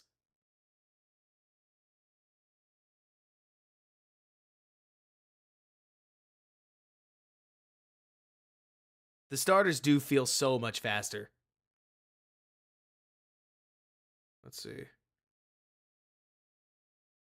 I don't have this whole game memorized, and that's on me. Oh, is this a... No, they took Taylor out of the game at this point. Let's see if I can dig out the Tory punts.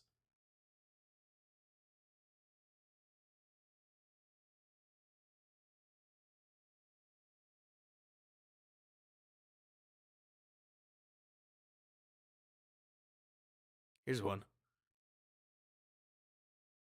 This punt felt wild to me. Look, I understand it's a 50-yard net. Well, actually, a 50-yard net's pretty good. It's no 60-yarder. It's no 70-yarder. But to plant that ball from the 31, first punt, immediately inside the 10. Ain't bad. Ain't bad at all. Inside the 10, no return, directional kick that puts the ball there. Like, that's what you're looking for. You spent a fourth round pick on the guy so that you could just crank this thing and put it where you want it. He did say the wind was nasty, which I think is even better.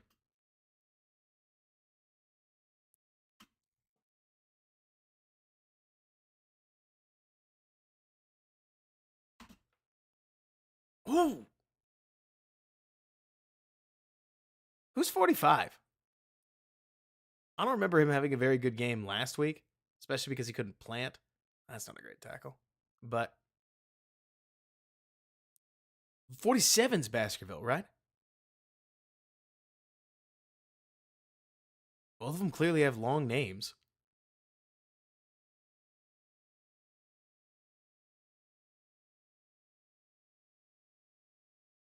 Go, Mitch.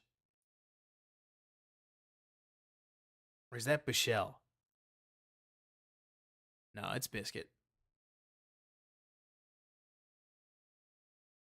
All right, I need to find these Velas running back reps.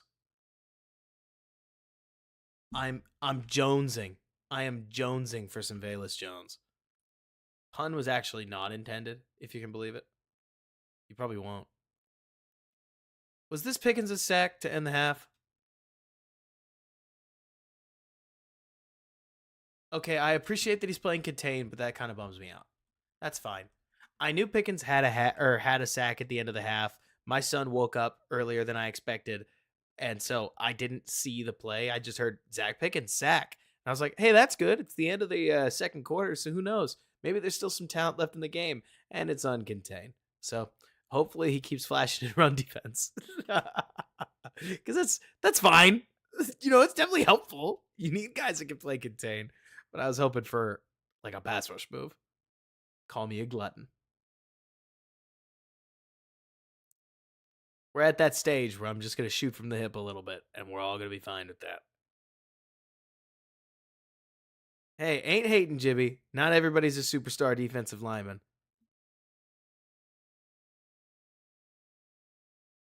Here we go. I'll tell you what. I don't want to get too excited. When you hand Valus the ball, I do feel like he carries it well. He's got quickness in just about every step he takes. Did they take him out of the game immediately? They did.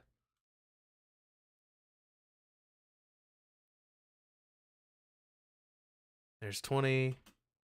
Oh, they're just rotating by the down, huh? Oh, Valus. So I think he trips over Bajent. Not that that's, I guess, I don't know. I'm just going to blame Valus for it because there is a whole lot of only Valus. Like, I swear, every time something goes well for Valus Jones, he's going to have a moment where he just eats it for what feels like no reason. And the worst part is, Valus actually has the speed to where I think he can access this alley without much trouble. So, God, goodness, Valus, help yourself, please. I know. I know, Sir Lord, where it's like, on one hand, man, bummer. Maybe Bajent did it. On another hand, no, I'm just being biased. No other running back trips. How you doing, Slim Jim? What's up? I mean, truly, Prabhat, like the Valus low light reel is this guy can't play at all tier. Okay, T. Yeah, pop it. Thank you, Seth. Thank you. You're the man. I appreciate that. That helps a lot. This pass is something I'm already excited to see with Caleb. Like, okay, it's 2 weeks. What have we learned? We have learned that the Bears really like vertical routes, haven't we? We've seen a lot of 3 vertical style concepts, but we've also seen that the Bears want to get their run game working so that they can do these little tight end seam pop passes. And y'all, what did Caleb throw a lot of in school? Let me see. Can I pull one? Can I do this right here? Can I do this live? Let's see. It would be Caleb. It would be, I think this one, the Cal game. I have to go off the very top of my head. So, but I do think that there's one right. It's not that. It's not that. USC versus UCLA. UCLA versus Oregon. UCLA versus or USC versus Cal. And it's like, is it this? No, it's a little further back.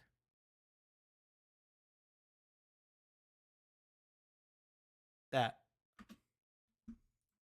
Look, duh, right? Play action mesh, reset the feet, flick it to your tight end, let him go make a play. And what does that look like? Well, pretty much what we just saw the Bears do.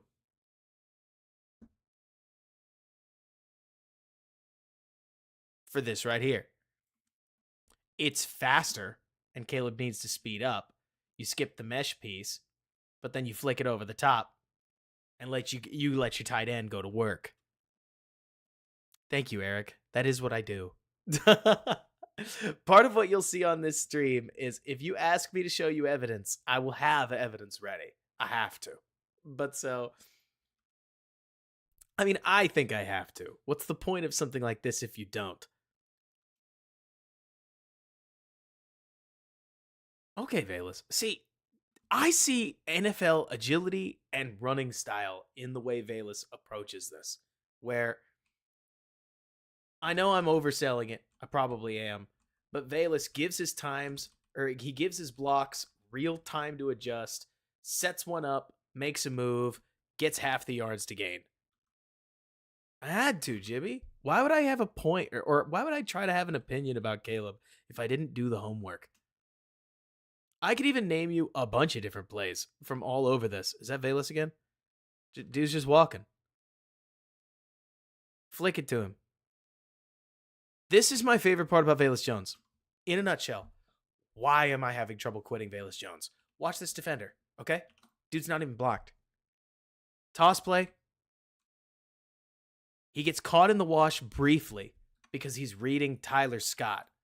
But by the time he figures out it's a toss play, the dude has a step on Valus Jones. And then Valus just dusts him. Dude's got no chance. Like, the moment that Valus catches this ball, that guy is out of the play. Out of the play. I can't quit that. That is hard stop. It goes back to Valus as a rookie when he got that. He got one touch on a jet sweep and took it across the formation and scored. And it's like, that's good. That's harder to find than you think. And he really is, Jimmy. I mean, especially when he's holding the football, you're like, this dude is a natural. It comes easy for him. And then you watch some of the other stuff, and it's like, how were you drafted at all? Like, can you play in this league? Are you sure you're in the right place? Whose jersey is that? Because it's obviously not yours. Like, it's so funny. Oh, Baskerville. Can't believe so.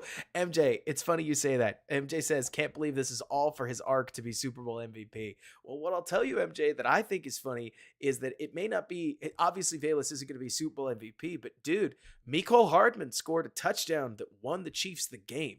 Tell me that Valus Jones wouldn't be the guy.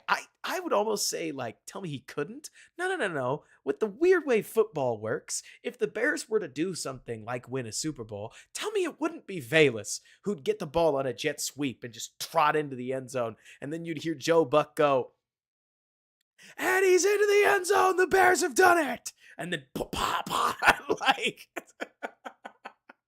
you can visualize the moment. I can. Kadarius Toney is great. I'm hoping for Cordero Patterson. Let's just do that. Can't catch the football either.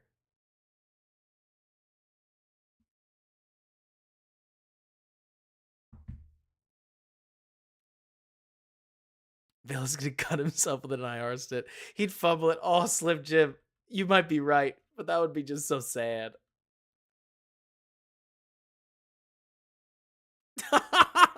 MJ, that's hilarious. In the nicest way I can say this, I'm scanning through it because I want to get back to the offense, and I can't remember where they start because I focused on the starters to make sure I was ready for y'all. Oh, this is just horrible. Like, again, back to the Washington Generals thing. What are we doing? Dude's been in the NFL for 3 years. Did we never learn that just don't field it? Like,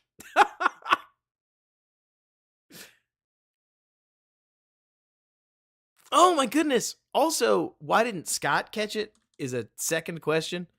Like, was it really so far over that Scott was like, I can't do this?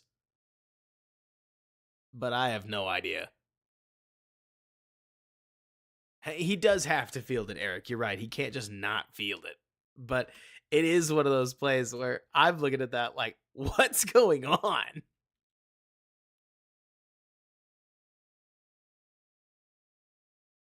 And then it's crazy to me watching other guys play because, like, then here 38 touches the ball and you just don't see any of that speed. He did, right, Sir Lord? He pointed at Valus and he says, that's your problem, my dude. I'm not dealing with any of that.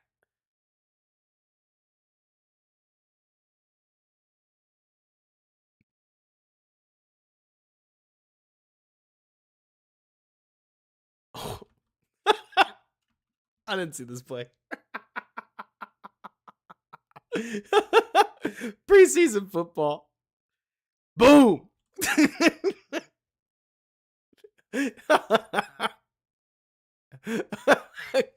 I I gotta compose myself. There's something so funny to me about Brett Rippon hitting a perfect 3-step drop. Great eyes, great feet.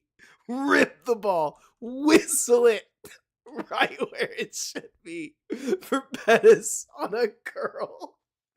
And he never turns around. I'm sure you've all seen the TikTok, but this kind of play always reminds me of, "Oh, Sean, look out! It's a missile!" And if you haven't seen the Jay Cutler TikTok, then you need to go check that out. Like 100% Sir Lord. Pettis thinks it's a run or a screen. Like, for all I know, it is a screen. It is a screen. Oh, that's even worse. Who's it a screen for? I think the running back just screwed it. Oh my goodness. That's what's going on, isn't it? Oh my gosh. Okay, so this is what's so funny, right? I'm sitting here laughing at Pettis. I'm laughing at Pettis because it's funny. And Pettis looks like he's the guy that makes the obvious mistake, right? But look at the line. The line's blocking for a running back screen. Like, blocker here, blocker coming out, everybody letting him go. You could say a wide receiver at the top of the screen. I don't think the running back's supposed to get the ball. Like, the running back's holding off like it's a draw. And who knows, maybe it is a draw. Maybe it's a draw with an RPO alert on it or something like that. But this running back is so uncomfortably close that reads draw. And then Pettis doesn't turn around, but also Rippon throws it, which maybe there's an RPO tag on it. But I think chances are, you know what? If the quarterback throws to you and you don't turn it around, chances are you made a mistake. But also, 38 is so awkward. I think it's a draw. Like, the way 87's blocking that doesn't read screen so much as it reads draw, but it's funny. Third and a lot.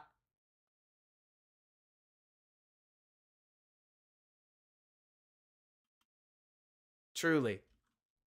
And that's the preseason. I mean, seriously, Jimmy, I'm almost surprised that he got that throw off at all. I want to see the pick.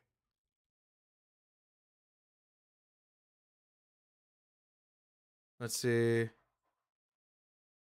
So, flex digs, I would be a little bit more concerned if the Bears were running like, okay, so it's going to sound really corny. The Bears ran a lot of routes in this game that were not angular, right? Like, when you're just running across the field like this, I'm not expecting you to get a ton of separation. Now, on the one where Odunze ran the out, it would have been really awesome if he had created some separation. But he's out leveraged by the DB. Like, you're not really anticipating, I'm not, for a receiver to get open unless they feint in and then get out. Like, you've got to be I think, more advanced route runner, and Rome is new.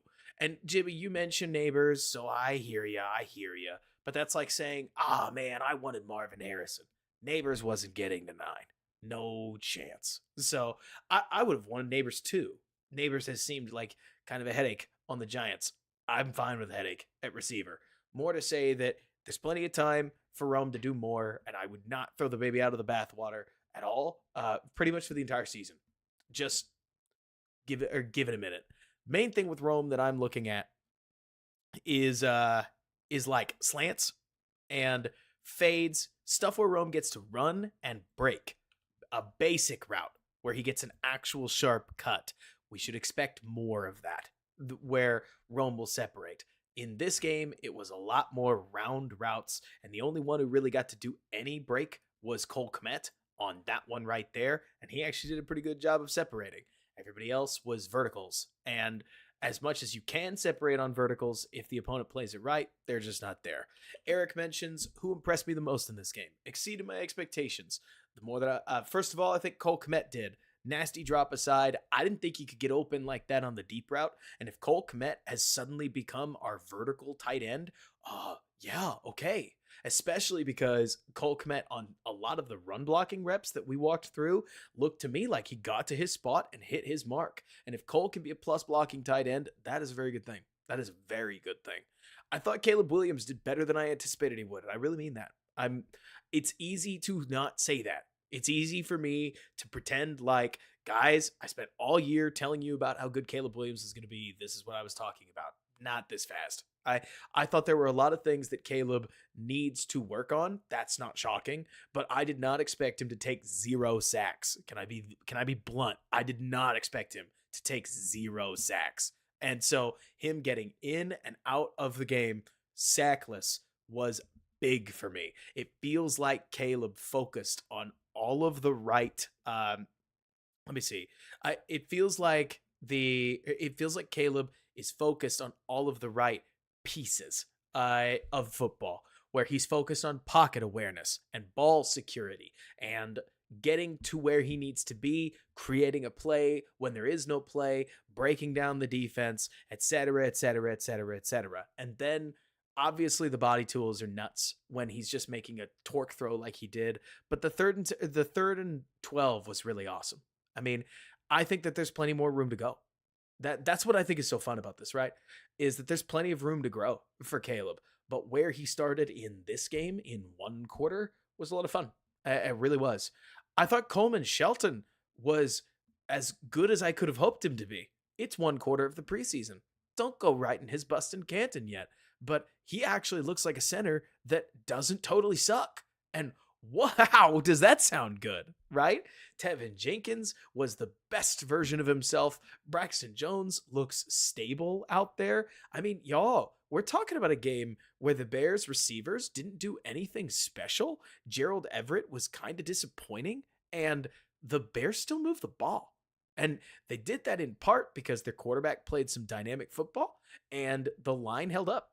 So I gotta throw my shoulders up in the air, Alex, how you doing? And say, okay, that's cool, because I think there are going to be plenty of games where DJ Moore, Keenan Allen, and Rome Odunze do a lot, and this wasn't one of those. So seeing the offense not need to rely on the receivers was nice.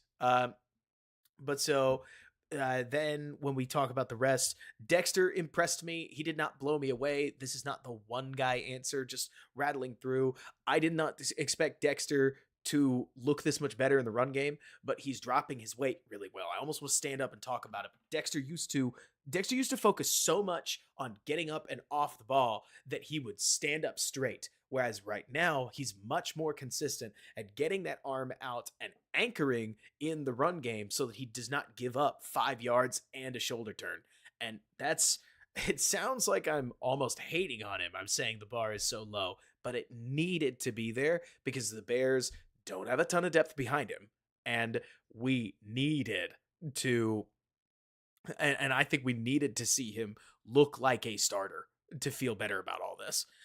Jay mentions PFF is ready to give Everett TE1, but they made a good point about it'll be 1A, 1B, and a lot of 12 personnel. Jay, I'll tell you what, one thing that I think is always underrated, especially when you talk about folks like PFF, it's not hating, it's just I've watched a lot of tape on Cole Kmet. Cole Kmet scored 7 touchdowns in 2022, and then last year, I can't remember how many touchdowns. I think he had like 4 or 5. And the funny part about Cole Kmet is that he scored all of one of those on contested looks. Cole is so good at being the forgotten man. Like, I know that sounds sad, doesn't it, Jay? Because most football analysts want a lot of their athletes to look like Evan Ingram, don't you? I mean, you want your guy who's going to get open for you to look like he did it. He did the getting open. Cole's really good at just leaking into space, working hard, and getting into a spot, and basically being completely just left alone as far as how he ends up. And then everybody says, it's just a cheap yardage, and it's still 600 yards a season. And I'm by no means trying to say that's bad or good. I'm actually not trying to make it more than it is. It's more that when I look at Kmet, especially if Cole makes some kind of a habit about getting deep. If you remember against the Cardinals, Cole got deep and then Justin threw up a huge deep ball that Cole caught and got hurt on. Or Tyson Bagent's corner route, where Tyson just threw that thing way, way, way over, or like way over the top of his head, and Cole just reared up and snatched it. Like, Cole's been elevating his game as a receiver to the point where, Jay, I'm interested to see if Everett takes it away, but Cole feels like a player on the up. And I used to be a Cole Kmet hater. So he feels like a player on the up right now, and I don't want to turn the faucet off, because most of the time I feel like I'm listening to Hogan Johns tell me Cole Kmet looks really good, and then he comes out and he looks fine. But right now, I feel like Cole Kmet is looking like the best version of himself, and Sir Lord's going to mention it if I don't, that Cole still looks like the stiff-hipped guy that he always kind of has been, right? But he's faster, his blocks are better, he's in his spot more, and when you've got a quarterback like Caleb Williams, guys, if Caleb lives up to 80% of what we hope he is, he's going to make a lot of guys look better. And Cole could easily be one of those guys. I thought personally that it's funny. The Bears' offensive line looked good, but it only looked good because Caleb helped them look good. There are plenty of quarterbacks that I've seen that would have panicked in the pocket and thrown it earlier, and you would have never noticed that the line was actually holding up decent. And so I'm interested to see if that continues. I'm sure Caleb's going to get strip sacked 3 or 4 times. That's life with a rookie quarterback. But that I hope I've covered the gamut of stuff I'm watching. Jermaine Edmonds looks solid, but I'll believe it when I see it. It's kind of like with Justin. You get past year 1 or 2, like Justin Fields, and I really don't care what you look like in the preseason. Like, I know I just said a lot about Cole Kmet, but even with him, I won't fully believe it until we see it happen in the season. And so, because with veterans, it's not as simple as they are who they are, but it kind of is. And so, he really did, Jay. That corner out was sick. Drop was not, but I'm I think I'm cooler with drops than a lot of people. Drops suck, but nobody drops the ball on purpose, right? When a player gets lost, that's a problem to me, because you can't get a mental mistake back, but you can make a physical mistake and then not make it the next one. So it's, I don't know. I just assume with drops, it's like it was not intentional. Especially in the preseason. Better to have them now. But I don't know. There was one thing. Do y'all follow Kyle Long on Twitter? So Kyle mentioned something that I thought was interesting. I did not see what Kyle Long was talking about, but the dude's an NFL lineman. When he says the following, I listen. He mentioned that one of his key takeaways was when he played his whole career, for those who don't know, in Chicago. And then he goes to Kansas City for 1 year. And he mentioned in something he posted on Twitter, you can go find it. It's a 2-minute long video. He's in his car, right? He'll tell you, but I'm going to recap it for you, that when he went to Kansas City, he was shocked at how detailed and how much effort went into protecting Patrick Mahomes, because to this league, he could tell that the Kansas City offensive line felt like they had something extraordinarily important to protect, and they took it upon themselves to be extremely personal about it. And he thought that the Bears on this preseason game reminded him a lot of that Kansas City offensive line in terms of their attitude. Hey, I'm not going there. I can't do it. I don't have it in my soul to make any positive declarations that are that lasting about a Bears quarterback. Not one wearing this uniform. Not after one preseason start. I've been here a few too many times where Chicago's a city of crown them early and then it all falls apart and we go, where did it happen? Right? But that is a massive thing for Kyle Long to say. And so we'll see if that sticks. But I was like, whoa, Kyle. Like, it's anyways, that was something where he mentioned that and I was like, hot dang. So who knows? Oh, there it is. Okay, Baskerville. Read it out, why don't you? That's dope. Yeah, I got you. See you later.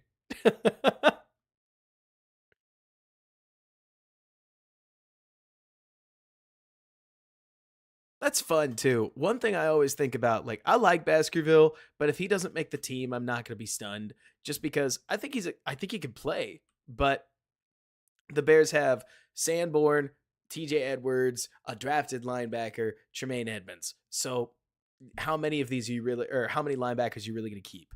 But for a guy like Micah Baskerville, this is a memory he will never forget. Like, this is an NFL touchdown. And I'm with you, Prabhat. I mean, I root for Baskerville. I think he's good.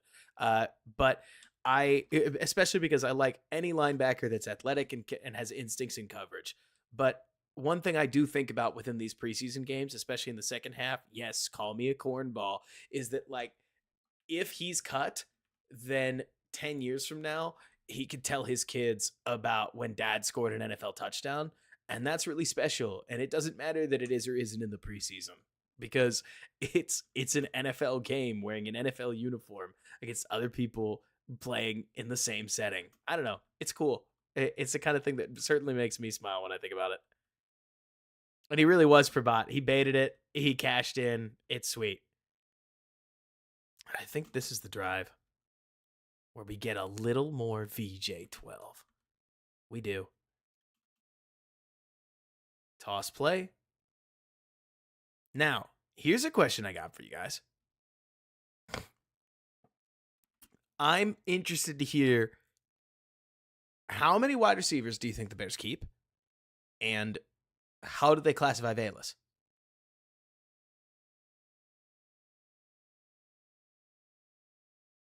Like, this is 0 wide receiver sets for Velus Jones. I would think, in my mind, that you would classify him as Velus. Or I would think that you would classify Velus as a receiver. But they gave him almost an entire preseason game at running back. How you doing, Jordan? I thought, by the way, as much as Bears fans are going to all watch the pick and point it out, I thought JJ had himself a really nice football game. It should be a fun division. It really should be. Man, I'm always going to struggle with this. I'm always going to struggle with this. Do y'all see this? Look, it's just me getting excited about a football player making a football play. But he takes contact right there, keeps his feet, wins a race to an edge, turns in an explosive. Come on. That's so stupid. I can't believe I'm talking about this. Like, Velus Jones gets bumped at the 30 and legs this thing out for a 20-yard run. Like, I'm with you, Flex. I am. Velus is the weirdest loser. Like, am I able to say that to Bears fans? Like, Velus's low light reel is sad. It's so bad. It's unrosterable. But gosh, he's got decent contact balance and burst. And if you can make it work at all, there's something that can help your offense. But man, he's one real game fumble away from being cut immediately because it blew up in your face and you're just embarrassed by the whole process.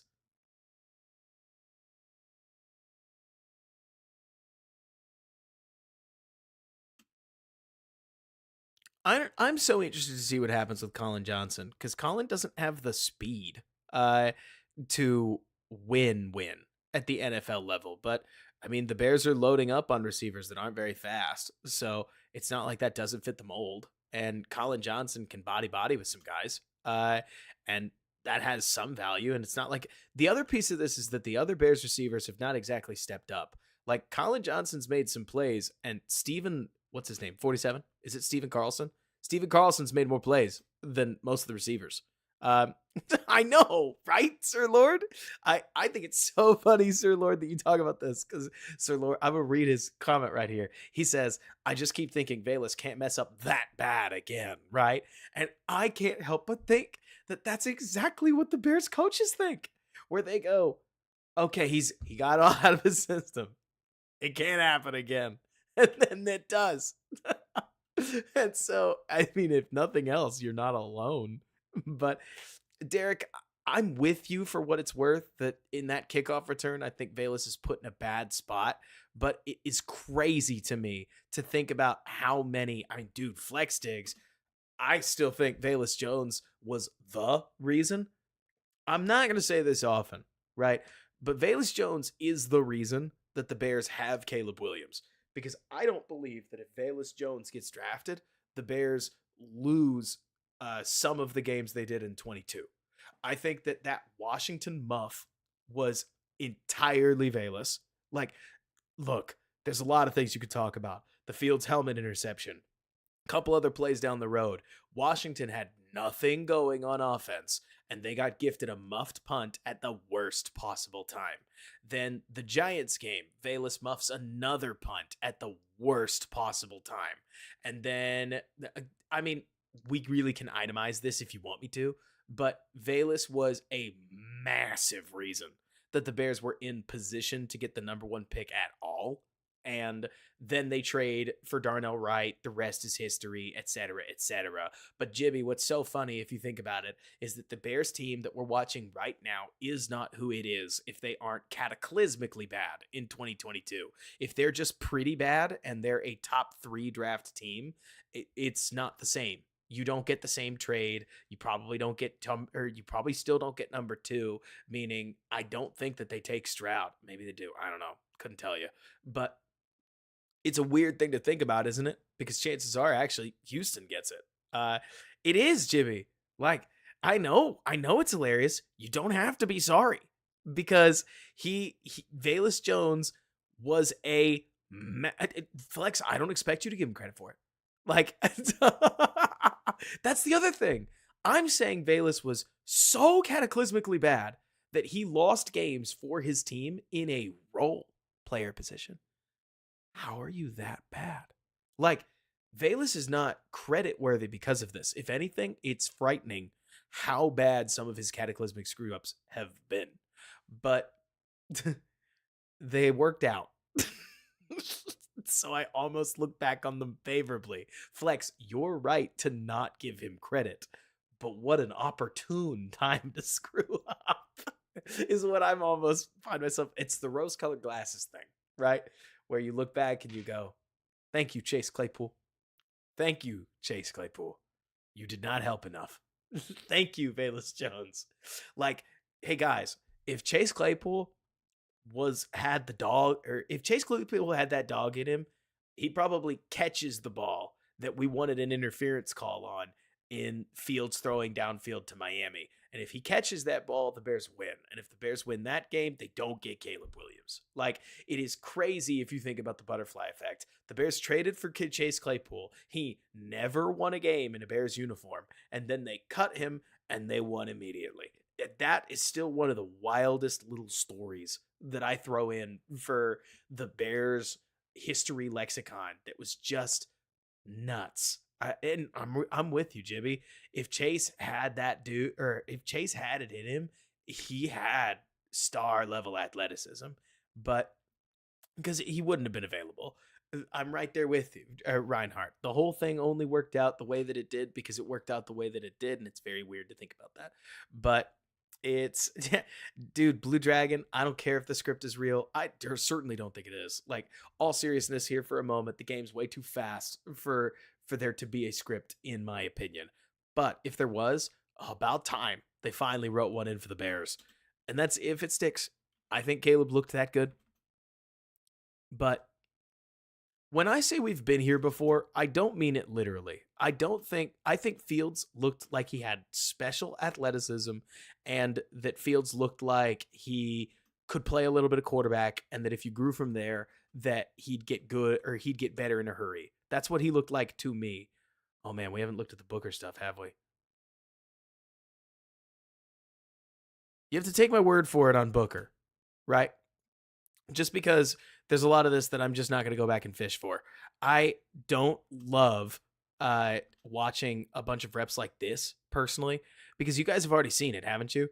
You get to the end of the third, fourth quarter, and the game very literally starts to slow down. Like, it helps, sure, that that Booker gets this sack right here. This is a good sack. This is a good worker's sack, don't you think? Like, Booker starts outside, hits the long arm, moves inside, gets Bouchel off his spot, comes back, cleans it up, sack.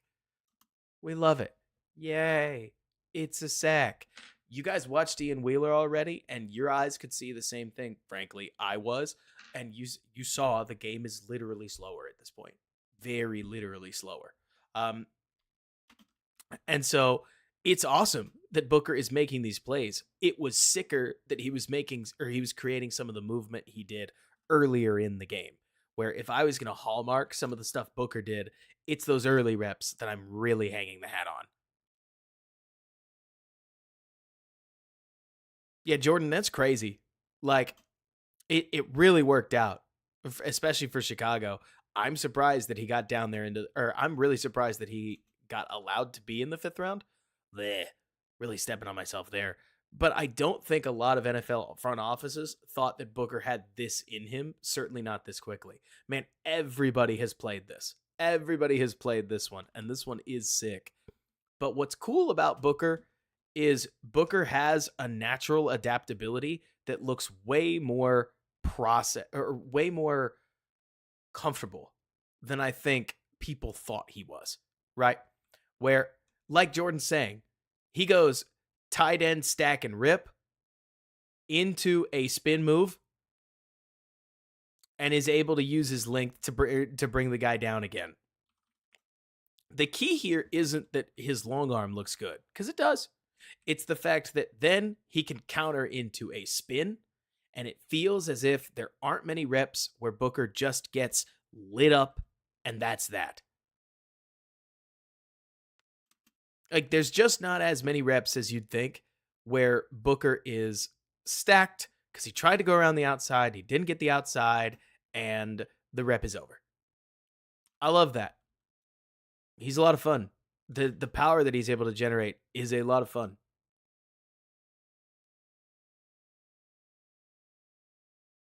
It's a preseason.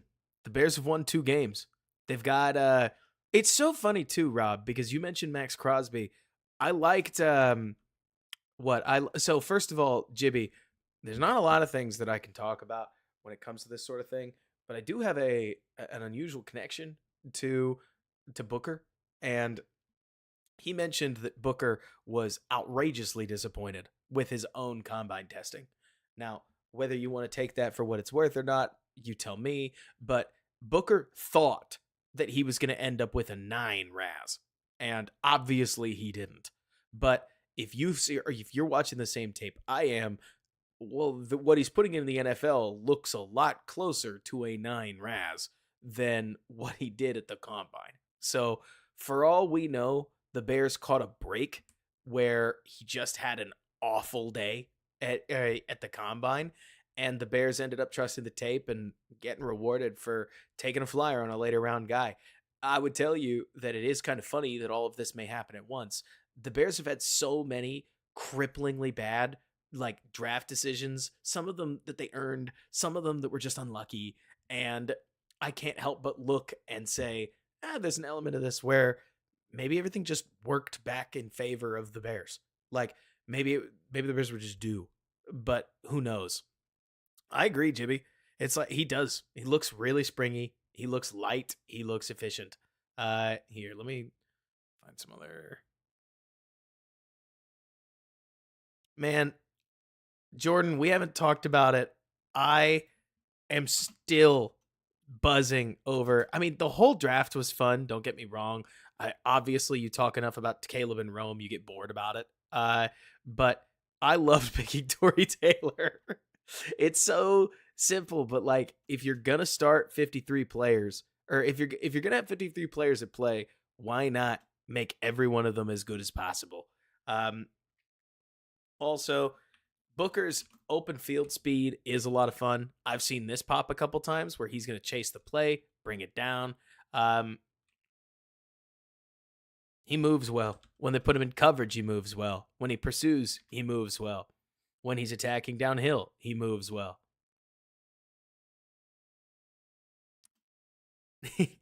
I'm not surprised, Jordan.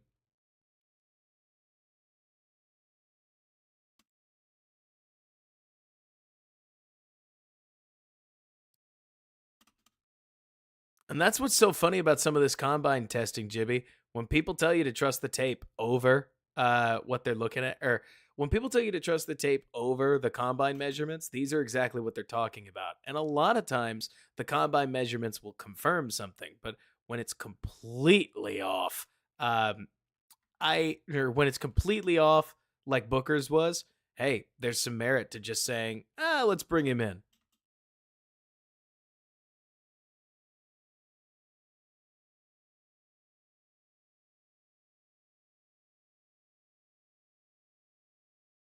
Whoop.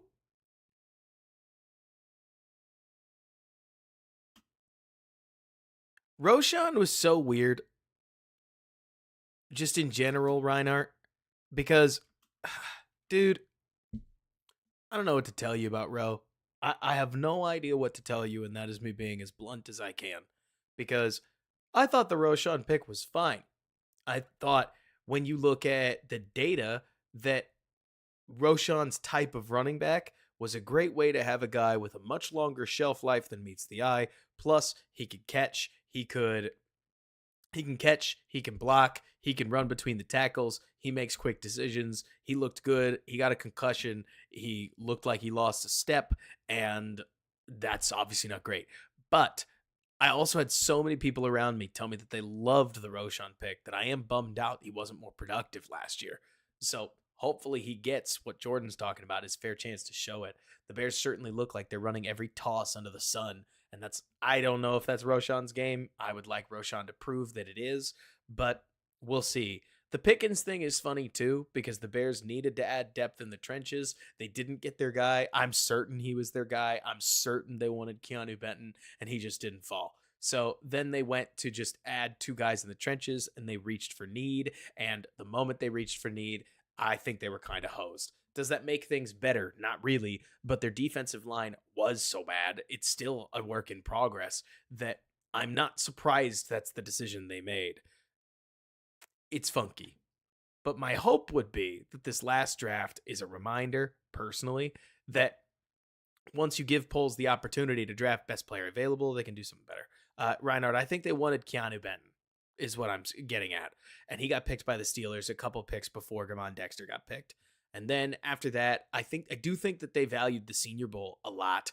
And when they went to the Senior Bowl, let me see. When they went to the Senior Bowl, they saw Pickens. Pickens had himself a great Senior Bowl, and I think that they've been working with that in mind pretty much the whole time. But that's just the vibe I get because Pickens had himself a great. The weird part is then thinking Pickens would be a one tech because I think at the Senior Bowl he looked like more of a three technique, but I don't know. I thought he had more flash as a pass rusher, and that's just not the direction the Bears have gone with him, and that's fine. They're the ones who are paid to coach, but he also is looking like somebody who needs so much work. I worry that he's developed himself out of being either position. And I mean, that's the other thing. Jibby gets in another important point, Reinhardt, where I can't tell you that this is a great way to grade a GM. But the weird part is that then you look at these guys against the curve and you're going to miss about as often as you hit, especially once you get into these middle rounds. And the good thing Poles has done is that, like, for instance, Jibby, I know you were critical of him earlier, but oh my gosh, what's his name? Darnell Wright is not an unproductive player, and he's not an unimportant player. You take positional value right now. If Wright plays at a C plus level for the rest of the year, then that's a bummer. You were hoping that he might be an A minus kind of guy, but hey, you're getting a C plus out of your right tackle, and he's still cheap, so there's value there. And you trade it down to get him. You picked him at 10 instead of picking him at 1 or 9. So you kind of get Darnell Wright plus all the other stuff that comes with him. Javon Dexter, if he's not a star, but instead he ends up a starter, that's value, even if it's not incredible, right? It's not me trying to backwards justify. It's more that there are a bunch of picks like the Valus pick, like the Brisker and Gordon pick, where if it doesn't work, and it might because they're skill players, you're just hosed. And it's nice seeing that Gordon's found a role. I don't love how hard it is for him to stay on the practice field. This is popping up more than I want to admit. That Gordon just keeps missing time. And I'm like, why? What are you doing? But Brisker is starting to win me over slowly but surely. Yes, I would love it if he was a better coverage safety. If he was a better coverage safety, he'd be one of the best safeties in the league. He's so good, 0 to 10, especially in the run box. That I'm sitting there like, man, he more film review helped me with that one. Um, then I don't know. We'll see. Jordan, I know you would have preferred Van Ness over Wright. I know that. But I'm not surprised the Bears went their direction they did. I think that you got to take a tackle eventually. This helped them set up for what they did this year with Roman, Caleb, et cetera, et cetera. But that's just at least how I'm seeing it. I like where the team's at. It's a fun season. It's working like it. And Reinhardt, I'm not opposed to what you're talking about. I think picking a safety in the second is already a lot, and that's okay. It can be a lot, but I don't know if the Bears are heartless enough. Can I be real about that? We will see. One thing that I think is complicated, dude, is keeping a roster together. Which guys do you let go? How do they affect the roster? Right? And if you let the wrong guy go, the culture can collapse, especially if you don't have a Caleb Williams for everybody to rally around. So I think the Bears have to succeed this year. If you guys ever hear me chomping at the bit, it's partially because I don't think the Bears have room in the schedule. Like they could go 7-10 and survive it, but I kind of think they need an 8, maybe 9 win season. It's the right, like the conditions are right for an overperforming year. But if you win a little, it'll do a lot for the locker room. But I don't know. Like the I'm a guy on the internet. I'm not living in the locker room, but one thing I've noticed is that a lot of these locker rooms are unusually self-perpetuating. For instance, Jordan, everybody else in here, I think Mike Tomlin's locker rooms are so fun because it's clear that these guys believe in what they're doing. They're not always the most talented group, but they find a way to produce a winning season. And I would even tell you from an analytics or big nerd perspective, I think a lot of times the Tomlin winning is part of what keeps holding them back because they don't lose enough to make wholesale change. And they certainly don't have great access to quality quarterbacking. At least they haven't over pretty much since Ben. But I also think that there's something to the idea that you can hand Tomlin, Duck Hodges, Mason Rudolph, Mitch Trubisky, and Kenny Pickett, and he still finds ways to win 8 to 9 games, which is, I think, pretty spectacular. It is wild what he's able to do within that locker room, and I find myself looking at this Bears team thinking they just drafted Caleb Williams. Right now, the locker room all believes in Caleb Williams, and you gotta figure out a way for whether it's Caleb, whether it's Eberflus, I don't really care. The locker room has to put the losing culture in a box and move on from it, right? Because that culture piece is a thing. You tell me that the Kansas City Chiefs don't just believe they're going to win in critical moments, and that's not a big part of what keeps them relaxed in those big moments. You see it all over the place. The Brady Pats believed that they would win. Even the Brady Buccaneers just believed that they would win. And it's not that simple. It's not. I am massively oversimplifying something that is way more complicated than this.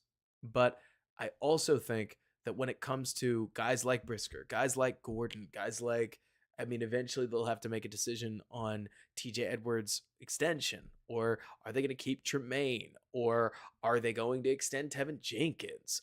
You go across the board for a lot of this, Ryan. And I don't know what the Bears are going to do.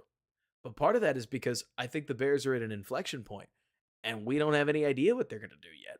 Like, they're on the precipice of being one move away from juicing up the defensive line or playing it really safe and not doing that and letting this play out so that they have enough room to extend everybody, or having to already start planning around how do I get the most out of a quarterback that might not give me what I want. Probably not the third one. At least we hope not the third one. But we don't know whether this is a young dynasty, whether this is more of a Tua Tagovailoa Miami thing, where it's like, we got to make the most with what we've got and we can work with that, or whether this is, I don't know, something else. And so once we figure all that out, we can start to figure how important the component pieces are. Because especially if you find out that you think Caleb is that dude, then yes, it's important to keep the defense together, sure, but you have to focus the money on offense and keeping all the pieces in place that are making whatever work work. Uh, but we'll get there. I said I'd wrap up at 11. It's 11:13. I pushed a little further than I wanted to, but y'all, I have to go to sleep or I'm gonna fall asleep at the office, and I'm not in a position to do that right now. Y'all, if you enjoyed the stream, do give it a like. Tell your friends. It's gonna be like this pretty much every season, or pretty much every week this week. I love that there's 105 of you guys here. We got new Bears football to talk about. Gum, we're gonna talk about it. So I'll try. We're gonna do this on Tuesdays during the season. We're gonna do this on Tuesdays. Right now, if it's not obvious, Hard Knocks is on. Hard Knocks starts at 8. Hard Knocks starting at 8 means that I know we're all gonna watch Hard Knocks for until 9, and I don't want to go 9 to 11. That's sad. So I'm working around Hard Knocks, but as soon as that wraps, we're back on Tuesday. You guys have an awesome rest of your night. Support the channel if you can, however you can support it. I'll see you guys next time. New Bear With Us coming later this week. Bear down, and thanks so much for bearing with